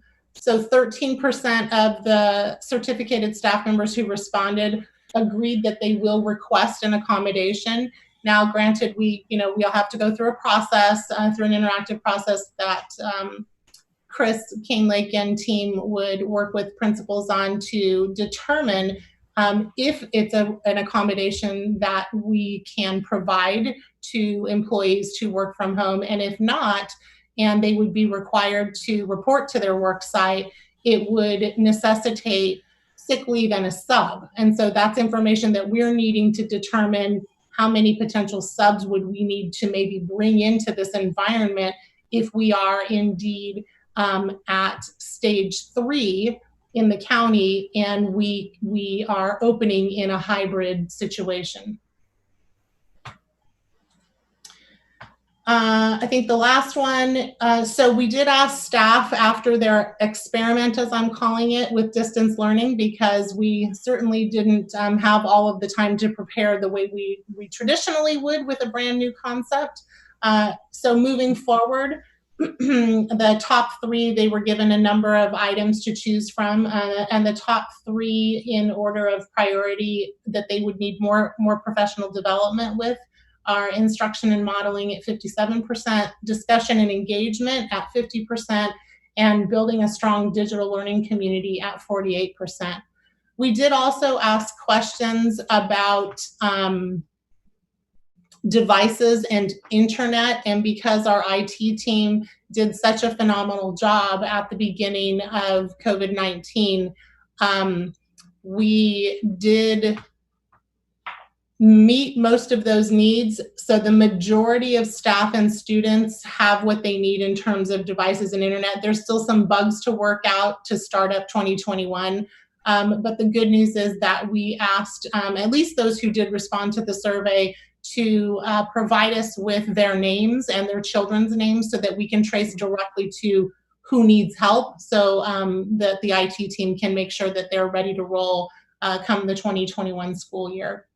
So just to kind of walk through a couple of other items, again, if we're phase 2 in the county, our understanding is we will remain on distance learning. If we're phase 3 in the county, we will be a hybrid model. That's the most challenging and complicated to figure out. We will continue to work with our partners, not only our labor partners, but our partners in the county in an attempt to try to the best of our ability to come up with the best laid plans and move together accordingly. And if we ever reach phase 4, we will return to face-to-face learning the way that we left it on March 13th. In addition to the guidance that came out yesterday from Tony Thurman's office and CDE, we've also been able to, based on a meeting that we had this morning at the county office, take advantage of the CCEE playbook, they're calling it. So CCEE, California Collaborative for Educational Excellence. You could consider this organization for ed services folks what business services would turn to when they're seeking help from FCMAT. So kind of the FICMAT for ed services for program pieces. So in those playbooks, there are multiple components that walk districts through all of the areas to anticipate, which is something that we'll need to do at our local level as well once we begin to get some pretty concrete questions answered from the state level. We will need to break into groups and divide and conquer, if you will, all of the various areas. So for example, the scheduling piece that Brandon talked about, what's the communication plan with regards to families and engagement? What are we going to do about assessment? We know it won't be a hold harmless environment anymore. How is that going to look? How will we work on social emotional learning in a hybrid or online environment? How are we going to continue to build the capacity of our staff to be successful as we're transitioning in and out fluidly potentially next year? If there's a spike, we could go back on shelter in place and be back to 100% distance learning again. And then with regards to support programs and our most vulnerable students, as Brandon discussed earlier, what will the plans be for our students with disabilities, our English learners, et cetera, to make sure that they're getting their needs met and are successful as we trudge through what the school year may bring us. I think the other big piece that's an unknown right now that I just want to throw out there, just because, you know, might as well, so everyone understands how big this is the supervision of students during regular school hours in a hybrid model. So what happens if we have a schedule like an 8A/B day, for example, that Brandon talked about, where students are attending school 2 days a week and they're online 3 days a week, but their parents need to go to work, and some of them might be our very own employees for those other 3 days. How does the supervision for those kids work? And so that's a very big unanswered question at this time that we will have to continue to work on in order to make this work, in order to make the hybrid model work for our families. So I think that's what I've got for you, unless anybody has any questions. I have a question. Yeah, George. Okay, thank you, Lisa, for the information. So it looks like the survey results that you gave us said that 32% of the families responded to the survey, and you're going to do another survey for classified. Can you do the same survey for the parents and see if you get more input? It'd be nice to see that number go up a little bit. Maybe it will, maybe it won't. But I'd like to maybe, if you do send out the survey again, include families. And then my second question is, so based on your results, it said that 1 to 5 kids might not attend school because the parents are saying, no, we're not going to send our kids to a hybrid model. 19% said no. So my question is, for those kids that their parents say, you're not going to go to school because I don't want you in that environment, the hybrid environment, can we get independent study where we can get ADA for those kids and get them packets or something? What are we going to do? We have to have a plan for those kids that are not going to be going to school. And we're going to have kids not showing up because their parents aren't sending them. Yeah, absolutely. Good question. So let me take the first one first. Is it the pleasure of the board to do a second round of the family survey to see if we can increase the response rate from 32%? Absolutely. Okay, great. I can handle that. And then the answer to your second question, George, you know, the consensus overwhelmingly, we had Carl Corbin come last week and talk to us about independent study and ed code and board policy, et cetera. And today it circled back again. And it feels as if the consensus is, if there's a way that we can have those students whose families don't feel comfortable sending them in a hybrid or face-to-face model remain on distance learning, perhaps that's the route we can go, rather than having to shift them to independent study, which is labor intensive in terms of how you count attendance and all that good stuff. So we need one of the questions we really need answered is, will we have, with regard to not only ADA, but compulsory attendance, will we have the hold harmless or ADA counting back to February 2020 for the 2021 school year? That will help us be able to be flexible with how we're able to serve students and knowing how to well, that we won't need to count attendance in the way that we've traditionally needed to. And then the other piece is, from a CalPADS perspective, how will we need new course codes for distance learning? Will it stay the same as the brick and mortar? So those are some of the questions that came up today, George, but the basic answer to your question is, if we can figure out how to just keep them on distance learning, but keep them in our district and keep them educated, that's the preferable route to go. I like your answer on the distance learning, and my quick thought on that would be, hypothetically, 3 kids in 4th grade don't go to class because parents are saying, no, we don't want you in the hybrid model. Would you have distance learning like a live classroom, or that's something you need to work out with the teachers union, where the teacher would be given a live lesson to their 10 or 15 kids, and those 3 or 4 kids at home on distance learning would be seeing that live? That need to be worked out with the unions, right? We don't have that. Right. So we would have to very much talk about, if a teacher has a combination of distance learning and hybrid, how do the contacts work based on the contract language we currently have, and or do we need an MOU for a year to try it out? Do we need to just write new contract language? Are there samples out there? I'm guessing there probably are. I knew Pete would come on when I started talking about that. Thank you. All right, thank you, Lisa. He's awake. I have his attention. But yes, we would need to have lots more conversation about how that part of it would work and get everyone's needs met. So, Lisa, I have a couple questions. The first is, I'm trying to figure out A days and B days, and some classes with larger class size. I'm particularly thinking primary grades and lower grades. We may not be able to put, even if all those kids could come the same day, they may not be able to fit socially distanced in a portable classroom. I'm just thinking that sort of as a norm. And I don't know if we've looked at that. I'd be interested in your thoughts on that. Yeah, I have several like George. Let me ask them and then you can answer them, or maybe other people could. My second one's a little bit more, I think, for Pete. Given these couple of hybrid models, what's the percentage more workload, if people can start to guess to help us understand that we're looking at for our certificated teachers and our paraprofessionals that are in the classroom?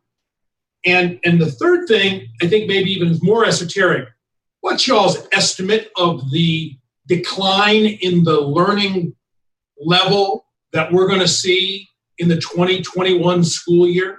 How is this going to not meet our expectations that we're going to have a year's worth or more of kids potentially falling behind through this hybrid model? And we may not know that, but I'd really like to start to know that, because all this is overlaid on, I see it costing more with us having less money. We don't know how much less money.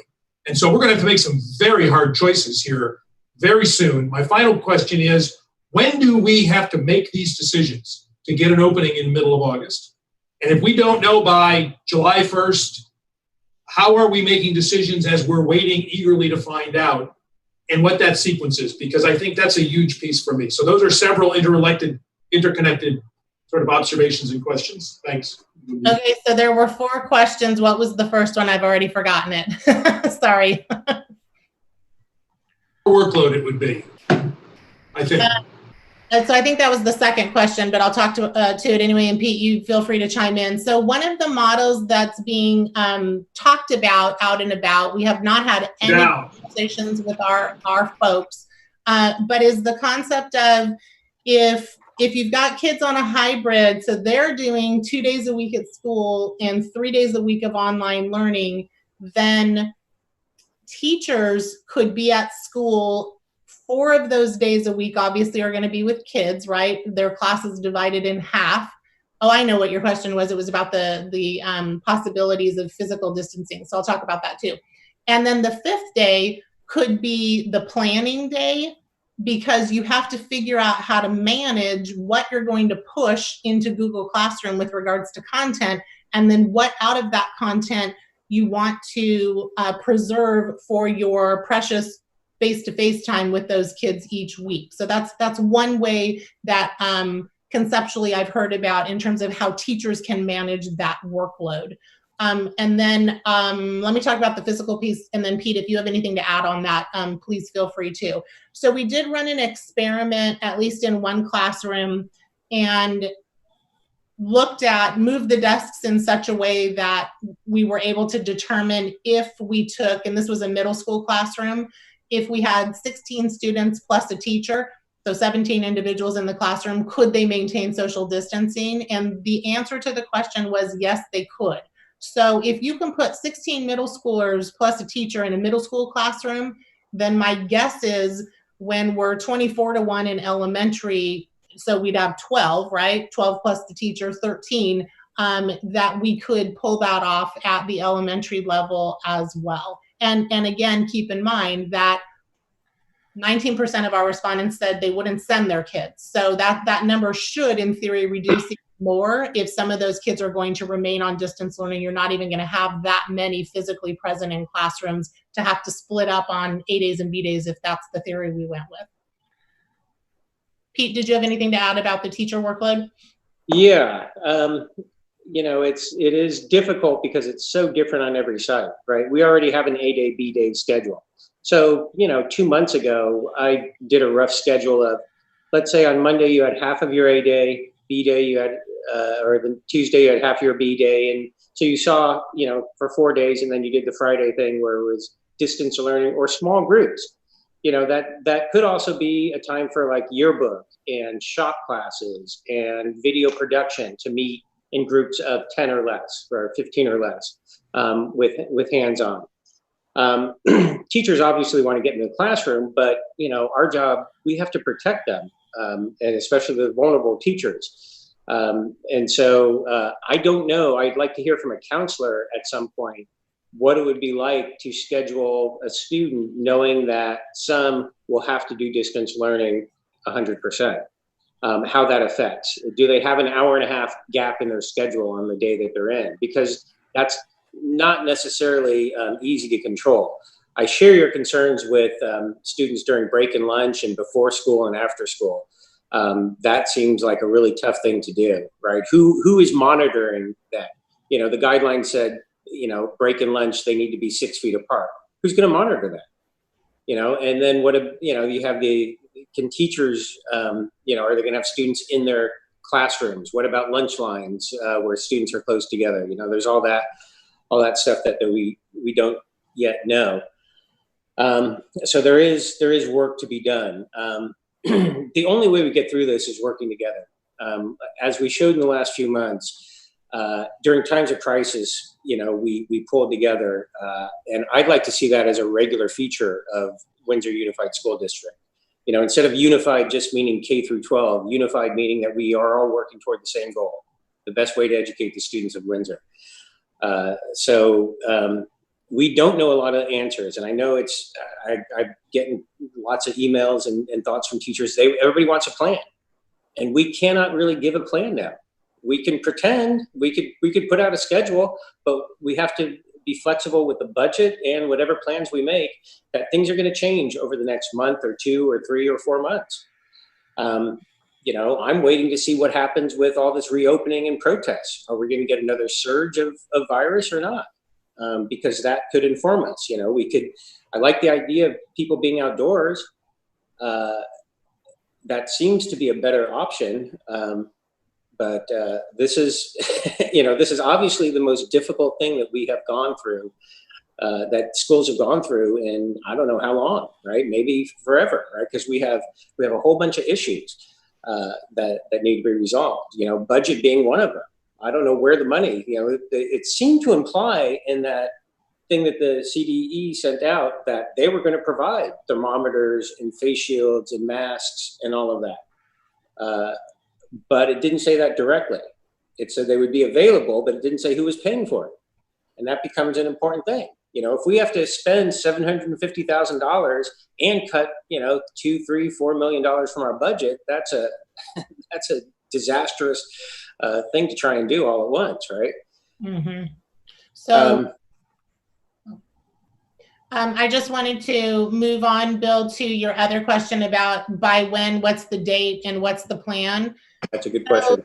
The reality is that we will have to flesh out plans each stage and each scenario. We will not be able to wait and hope we know by a certain date which phase we're going to be in. We will need to plan for, well, phase 2 and phase 3, because phase 4 is back to face-to-face learning. So that's the work. And by which date we will have to determine once Jeremy comes on board. I know he and the 5 soups in Sonoma County that have been working with Steve Harrington are meeting again tomorrow with Dr. Mace.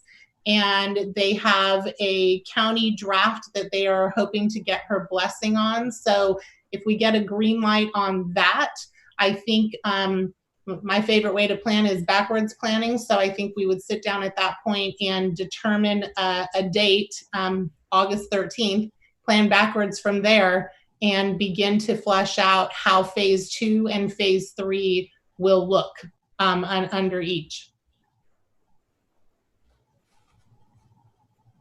So thank you for those, and I know it's dynamic. I just wanted to keep that in our discussion.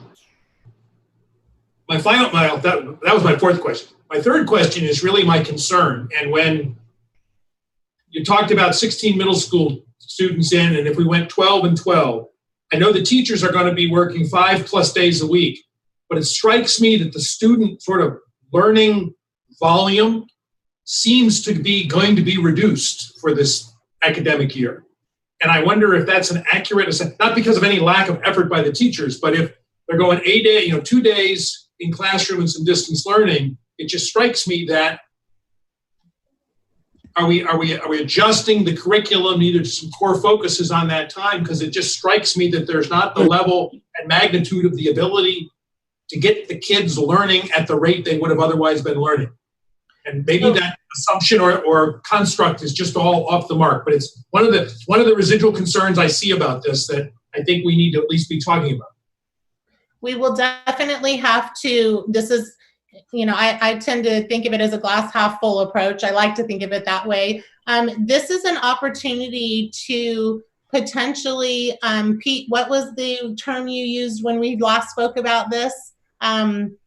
To impact education, to make a change that we've never made before, and really reform, that was the word you used, reform education in a way that we've not talked about it before. So it's a way to seize the opportunity. In terms of learning loss, Bill, well, if I think about the 1920 school and you think about the PSPS days, the Kincaid fire, the smoke days, and then COVID-19, there was a ton of loss of learning in the 1920 school year alone. So how to compare that to what potentially may happen in a hybrid model in 2021? Boy, if I had a crystal ball, I'd tell you, but I really can't even be clear at this point. I do know that we're looking, continuing to talk about how our assessments will look, so that we do have some internal gauge with regard to student learning in progress, particularly since we will not have SBAC results from the 1920 school year. But we are going to have to roll our sleeves up and look at best practices, which is what we're doing right now, and shift dramatically the way that we have known teaching and learning to be up until now. Yeah, I agree. Teachers have to decide what is truly important in the limited time that you might have face-to-face with students. I have a quote up in my room: education is not the filling of a bucket, but the lighting of a fire. And that's what we need to think about, right? It isn't just pushing out content to students, it's figuring out a new way to connect to them. It's difficult. We didn't have much of a choice in this, but now confronted with this new reality, we are in charge of how we react to it. Thanks very much. And Lisa, or I'm not sure if it's Lisa or who would answer this, but so in our current policies and what have you, a student has to be gone for more than 5 days to be able to recapture some of the ADA. With the distance learning right now? Do we have some sort of a dispensation, or is that something we're hoping will be extended? Or, how do we know what, if we even have that option to extend, if we're hearing that 20% of our students may stay home versus come. I literally had a parent the other night told me, hey, my kid has to come to school and wear a mask. We're teaching them at home. And so that those numbers, I'm not surprised. And that was a unsolicited just comment. So if that sentiment is out there and we have 20, maybe 25% of the students that are not going to come to school, are we able to educate them continually through that distance program? And is that program, is the state going to recognize that as a way for us to get the revenue for that learning? And then if they aren't, is that something where we might have to look at turning ourselves into a charter really quick, so then that way we have those options and flexibilities?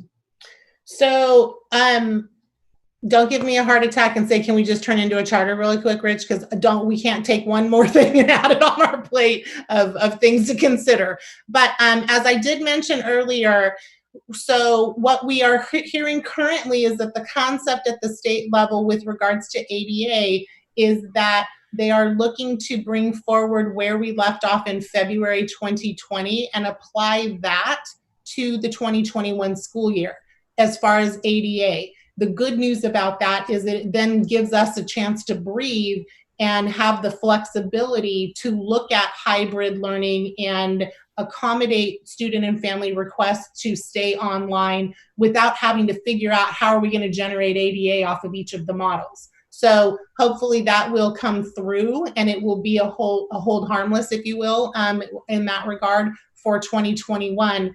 The bigger issue is going to be how do we schedule, as Pete was talking about, and track students in the various models and make sure everyone's accounted for and they're in the right CalPADS categories for courses, et cetera, so that our records are clear with regards to who's in which program and at what time. And for that matter, for teachers, they need to know, which of my kids is 100% distance learning and which of my kids do I expect to see in my classroom a couple of days a week. So the good news is that we do have our student information system vendor, Aries, has already developed a beta version of a flexible master scheduling program. And some of us are already signed up to take that course sometime this month to see what the possibilities are with regard to how we keep track of all of our kids and which programs that they're in. So does that help answer your question, Rich? It gets me a little further down the road. Okay. That's all we have for now. Lisa, may I interject something? You may. Susan. I just want to remind the board that you have a school that is an independent study school right now. It's a 6 through 12, and it does have the structure and the knowledge of exactly what Rich is talking about. I know when I proposed Big Picture a long time ago, one of the things we talked about was and this was a long time ago, back in 2015, a K through 12 alternative strand that would be able to, be an alternative within the district. Also, the district has had for many years a district independent study program that has been phasing out, but I can say that the district does have knowledge of how to operate and manage a program like you're referring to. So, we're not an ignorant bunch over here in terms of being able to do what you're talking about. It would take some work, but it definitely is something that there are people that have experience. Thanks, Susan. That actually, with that might also be another thing to advertise that we would have that capability even more so out there. So if we ever have something come up in the newspaper, they want to ask us some questions, we might want to get some free advertising there and then increase that enrollment area over there. Thank you. Another thing I would like to mention, it kind of made me think about it as Lisa was talking about the various options and the survey, of course. So if there were potentially, that 19% of families that said they didn't want their students coming back to campus in phase 3, there were also teachers that said that in phase 3 they didn't feel comfortable because of health concerns or whatever their issues. It'd be easier at the primary level, 5th grade and below, but if there are 15 or 20 or 24 students that haven't come to school and a teacher of a similar grade level that isn't coming to school, they could be then that distance learning teacher for that group.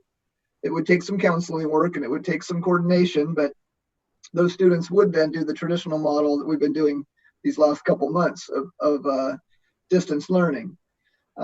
It's a little more difficult at the secondary level when you have kids rotating classes and going to 5 or 6 or 7 different places during the day or during a couple different days. But that elementary model could potentially work that way. I have a few comments. And actually, my first one was the same as Eric's. So I agree. If we have people who are seeking accommodations and we have students who don't want to be on campus, I think that's a great idea. And I agree that at the elementary level, it's easier, but then maybe at the older levels, parents aren't as concerned and students are able to socially distance. So I have 2 other comments. On the kind of scheduling piece, I have seen a high school schedule, a hybrid model like floated around that's been going around the district, and it looks pretty interesting in terms of, students are half of the classes there one day, half the classes there the other day, but they're not learning repeat things those days, right? Like the instruction is continuing onward. From my experience at being married to a teacher and then also having a 6th grader, it's really the hold harmless and the grading that really caused the loss of learning or what I would consider kind of the loss of or disengagement at the end of the school year. So is that something that we're sure is not going to happen again? Yes, Stephanie, we are sure that is not going to happen again. Okay. Yeah, because that just seemed, my husband teaches science at the high school and very few students were engaged through the end of the year. And it, so I think that's part of it. A grade seems to make a huge difference in engaging students and having them continue on. And we don't have the experience of doing distance learning with a grade, but I think it's something that could be, we have to do it most likely to some degree with either a hybrid model or full distance learning. So hopefully that will help sort it out. And then the second comment is just the working together approach that Pete mentioned earlier. I think that's really important right now, just that we're united and that we're doing the best we can and we're doing what we have to do in some cases, right? It's, mandated by the county or the health department or the state, but that we're all working together. And, we're doing it in light of potentially budget cuts that are contradictory to what we hope to accomplish over the next, few years, I guess. And the increased costs that we have going into this coming school year. So to that end, and kind of given the tough choices we had to make, I had a question for Pete and Brad, and that is, do you routinely meet with one another and kind of touch base and talk about staffing, different, I'm just curious, what is that interaction like and the collaboration like between the classified union and the certificated employees? I would say it hasn't been much. We tend to set ourselves in camps. We have teachers, we have classified, we have the district office, and we have the school board. And we've been encouraged for a long time to think in terms of winning and losing. of fighting for rights and getting what you can and not really looking at the big picture. And I think that has limited us because we fight these battles back and forth, and we don't necessarily work together, or work together when we absolutely have to, and then we forget it when things return to normal. I don't want to return to normal. Normal wasn't working. I would really like to see school board members get out more in the classroom and see what is going on, because education has changed in the last 5 or 10 years. I'd like to see different procedures for how we adopt curriculum and adopt programs. I'd like teachers to answer emails and fill out surveys when they're asked. When you're given a chance to participate, participate. And I would like better coordination between us and CSEA. During a long Zoom call, it became obvious at the high school that we have at least some division between classified and teachers, a different view of what kind of campus we're working at. And I believe everybody who works for the school district wants to help the students of Windsor. And if we are all teammates, then we have to work together as teammates. And that's a hard view for people to take, because we've been conditioned to fight and resist and protest and do all these things without necessarily understanding that there might be a different viewpoint, that people's jobs are important. Students don't get to school without the bus driver. They don't get fed without the cafeteria worker. And so when somebody asks you to fill out some paperwork, if the paperwork isn't good, then work on making it better, but don't simply refuse to do it. Right? And we have too much of that. We have too much territory that people are marking. Is Brad on? Yeah. Yes. I'm here. We've always been, since I've been president and since I've been active in the union, we've always tried to be collaborative with the district, not so much us against them. Let's find some common ground. It's not always going to be easy. We're not always going to agree, but we've always tried to work things out. And obviously, it's our job to fight for positions, especially when they're going to be cut and so on. But putting that aside, this is a completely different model, and we know stuff is going to be coming down the pipe. And I have just sent out a letter to all my members saying that we really don't know what's going on. We can't answer a lot of your questions. So, please, if you have any questions for me, please send them in. I'll try and answer them as fast as I can. And sometimes I have to say, I just don't know. But I agree with Pete. We really try to work closely with the district, realizing the constraints that the superintendent and the administration is under. So I hope that answers your question, Stephanie. I appreciate both of you sharing your perspectives. I do think that this is an unprecedented time, and it is, if there's ever an opportunity to kind of change how things are done, now could be the time for that. I really feel that when things are more territorial, sometimes the pie gets smaller. And I do feel like if there could be an opportunity to fight for each other and to fight for more.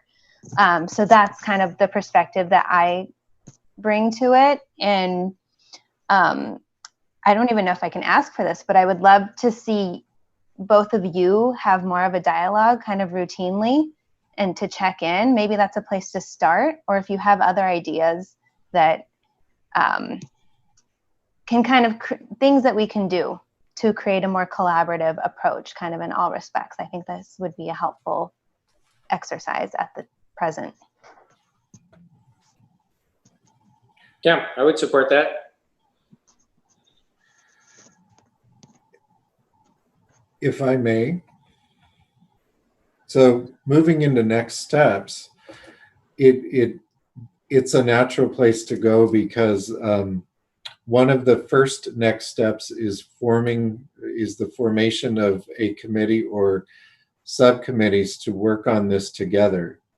And a couple of things we have been talking about is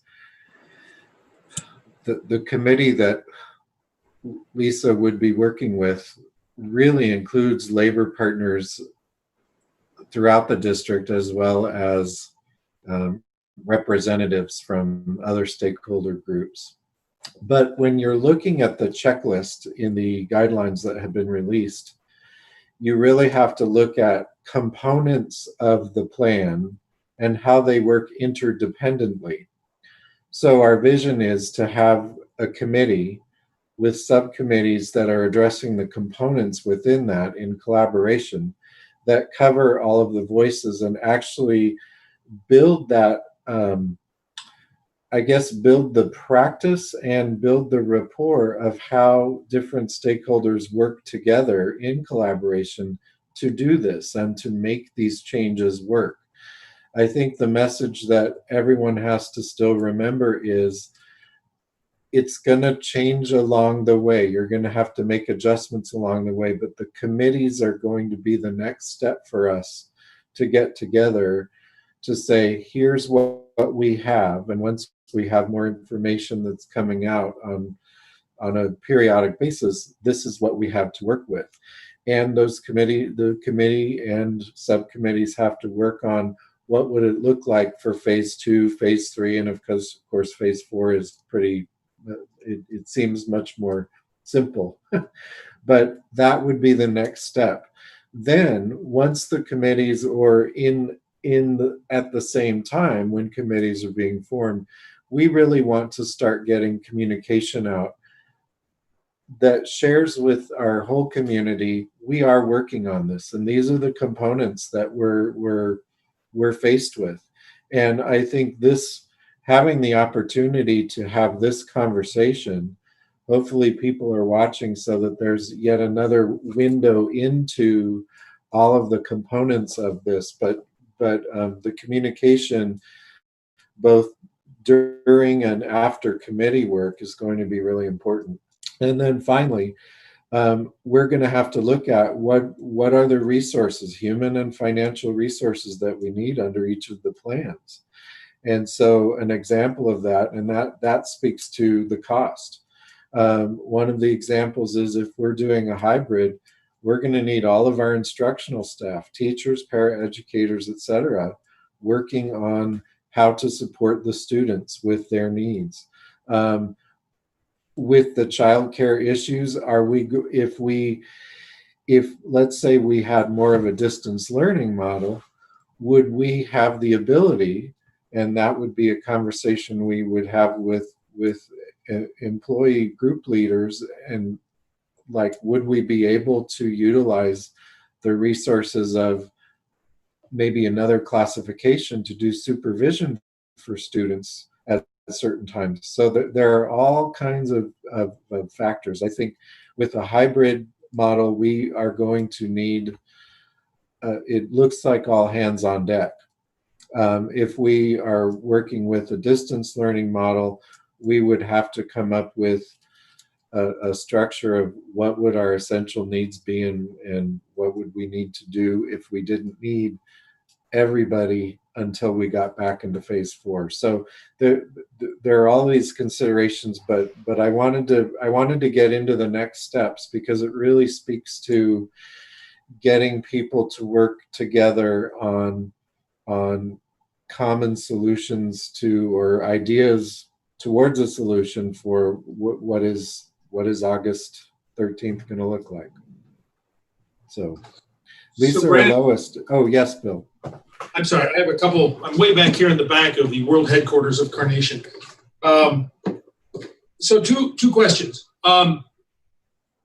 It may be that for the staff who are responding, and I'd be very interested for the classified staff results, that we need to talk about that in closed session under personnel. But I'd like to get a better snapshot of disaggregating that data of where those teachers and classified staff, when we get Brad's constituency, which of our campuses they are at. And I can see that would need to be probably talked about in closed session, just so we have that data.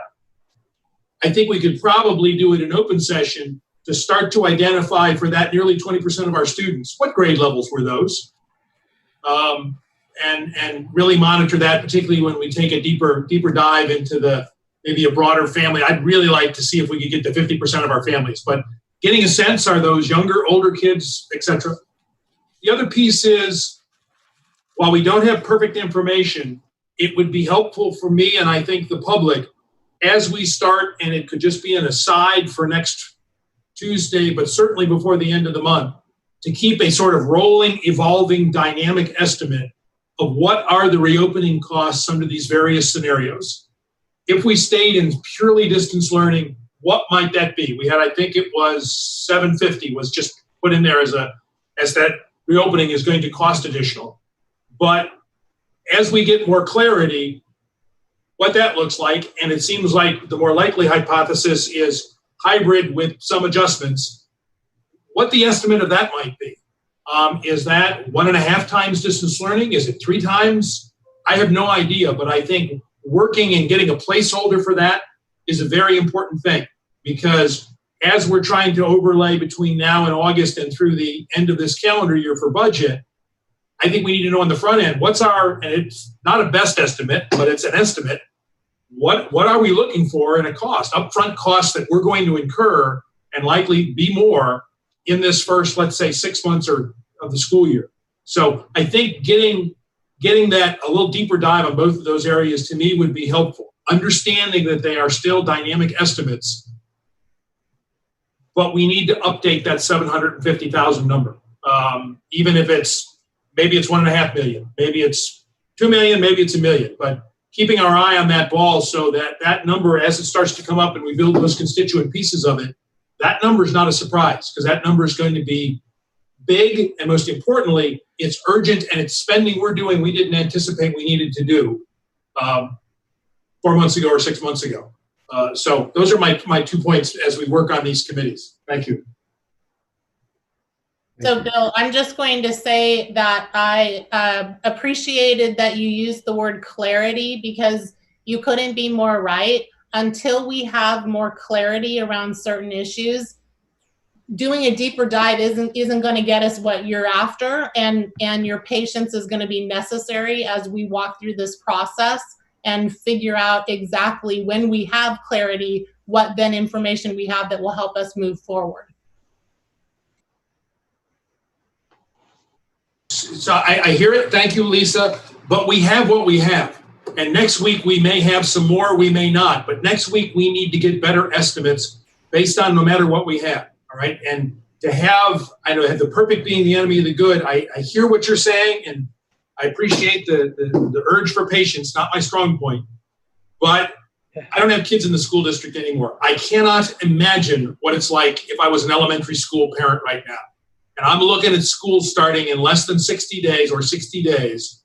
And we have to just say, and this is not an aspersion to anybody, we simply don't know, because there's information we can't get yet. But I think we are duty bound to whatever information we have, extrapolate that to say, we're at 32% information or 26% information. But based on that, here's our estimate, right? So I can't imagine that this isn't a little clearer, even if we have the same information next week, because we've just evaluated the information. I'm not necessarily disagreeing with you, except that I think we need an evolving plan as we're building the airplane going towards the middle of August. So, thanks. I had a quick question. So this is really good information that we received tonight, Lisa. I think we should be messaging parents. I know the superintendent would send out a letter or an email once a week. I think we should do something like that, letting them know that we're looking at phase 2 and phase 3 and what the difference is and what the hybrid model is and what distance learning is. And also, it sounds like you're going to create a committee, and I'm hopeful that you'll have parents from different school sites on there. And I would even suggest to get parents that don't like hybrid. Like, if you could find some of those parents that said no, that they don't want to send their kids to school, it'd be important to hear from some of those parents on the committee. I don't know if they'd want to volunteer, but I think we need to continue to message people, whether it's email from the district or something on the website, because parents don't really have this on their calendar right now. They're thinking, great, school's over, but they don't realize that the district office and the superintendent and the board, we're all worried about August. I don't think it's on their radar. So those are my comments. Thanks, George. Is it, just to track back to the interest on the family update, is that a pleasure of the entire board that you'd like to have that happen? I can only see 3 of you. I think it's a good idea. I don't know that it needs to be once a week. I mean, George, if you feel strongly about that, I would support it. But I do think that I've definitely seen some comments on Facebook as soon as school ended, people were like, oh, wait, what's going to happen in 10 weeks? So it's definitely the wheels are already turning. I know, I mean, I'm lucky that I work from home. So I know that, you know, if my kids need to be here, it's fine. But a lot of people don't have that luxury. So I definitely think that having some kind of communication that goes out regularly is really important to our families. Yeah, it doesn't have to be once a week. I shouldn't have said that, but regular would be better. Yeah, I'd suggest that before Brandon finishes his tenure on June 30th, he has a note that goes out, and then as soon as Mr. Decker comes in July, he could also send out a note. He'll probably do a welcome and introduction anyway, but maybe he could explore some of the options since he's on that special committee with the Dr. Harrington and the county office. He might have a little more insight into what he expects could happen in August. Okay, thank you for that clarification. George, I just wanted to go back to you. One piece that I didn't mention because there was too much detail to flesh out for tonight's presentation, but in the question of the 19% of parents on the survey who indicated they would not send their child back to school, the follow-up question on the survey was, then what's your plan? So it was a fill in the blank. It wasn't a multiple choice thing. So it was very individualized in terms of the responses, but it gave I disaggregated it by site and sent it to principals. So they have some very specific site information regarding what it is their parents are saying they plan to do if it's not to send their kids to school. So it gives us some information to work with for our part of the plan.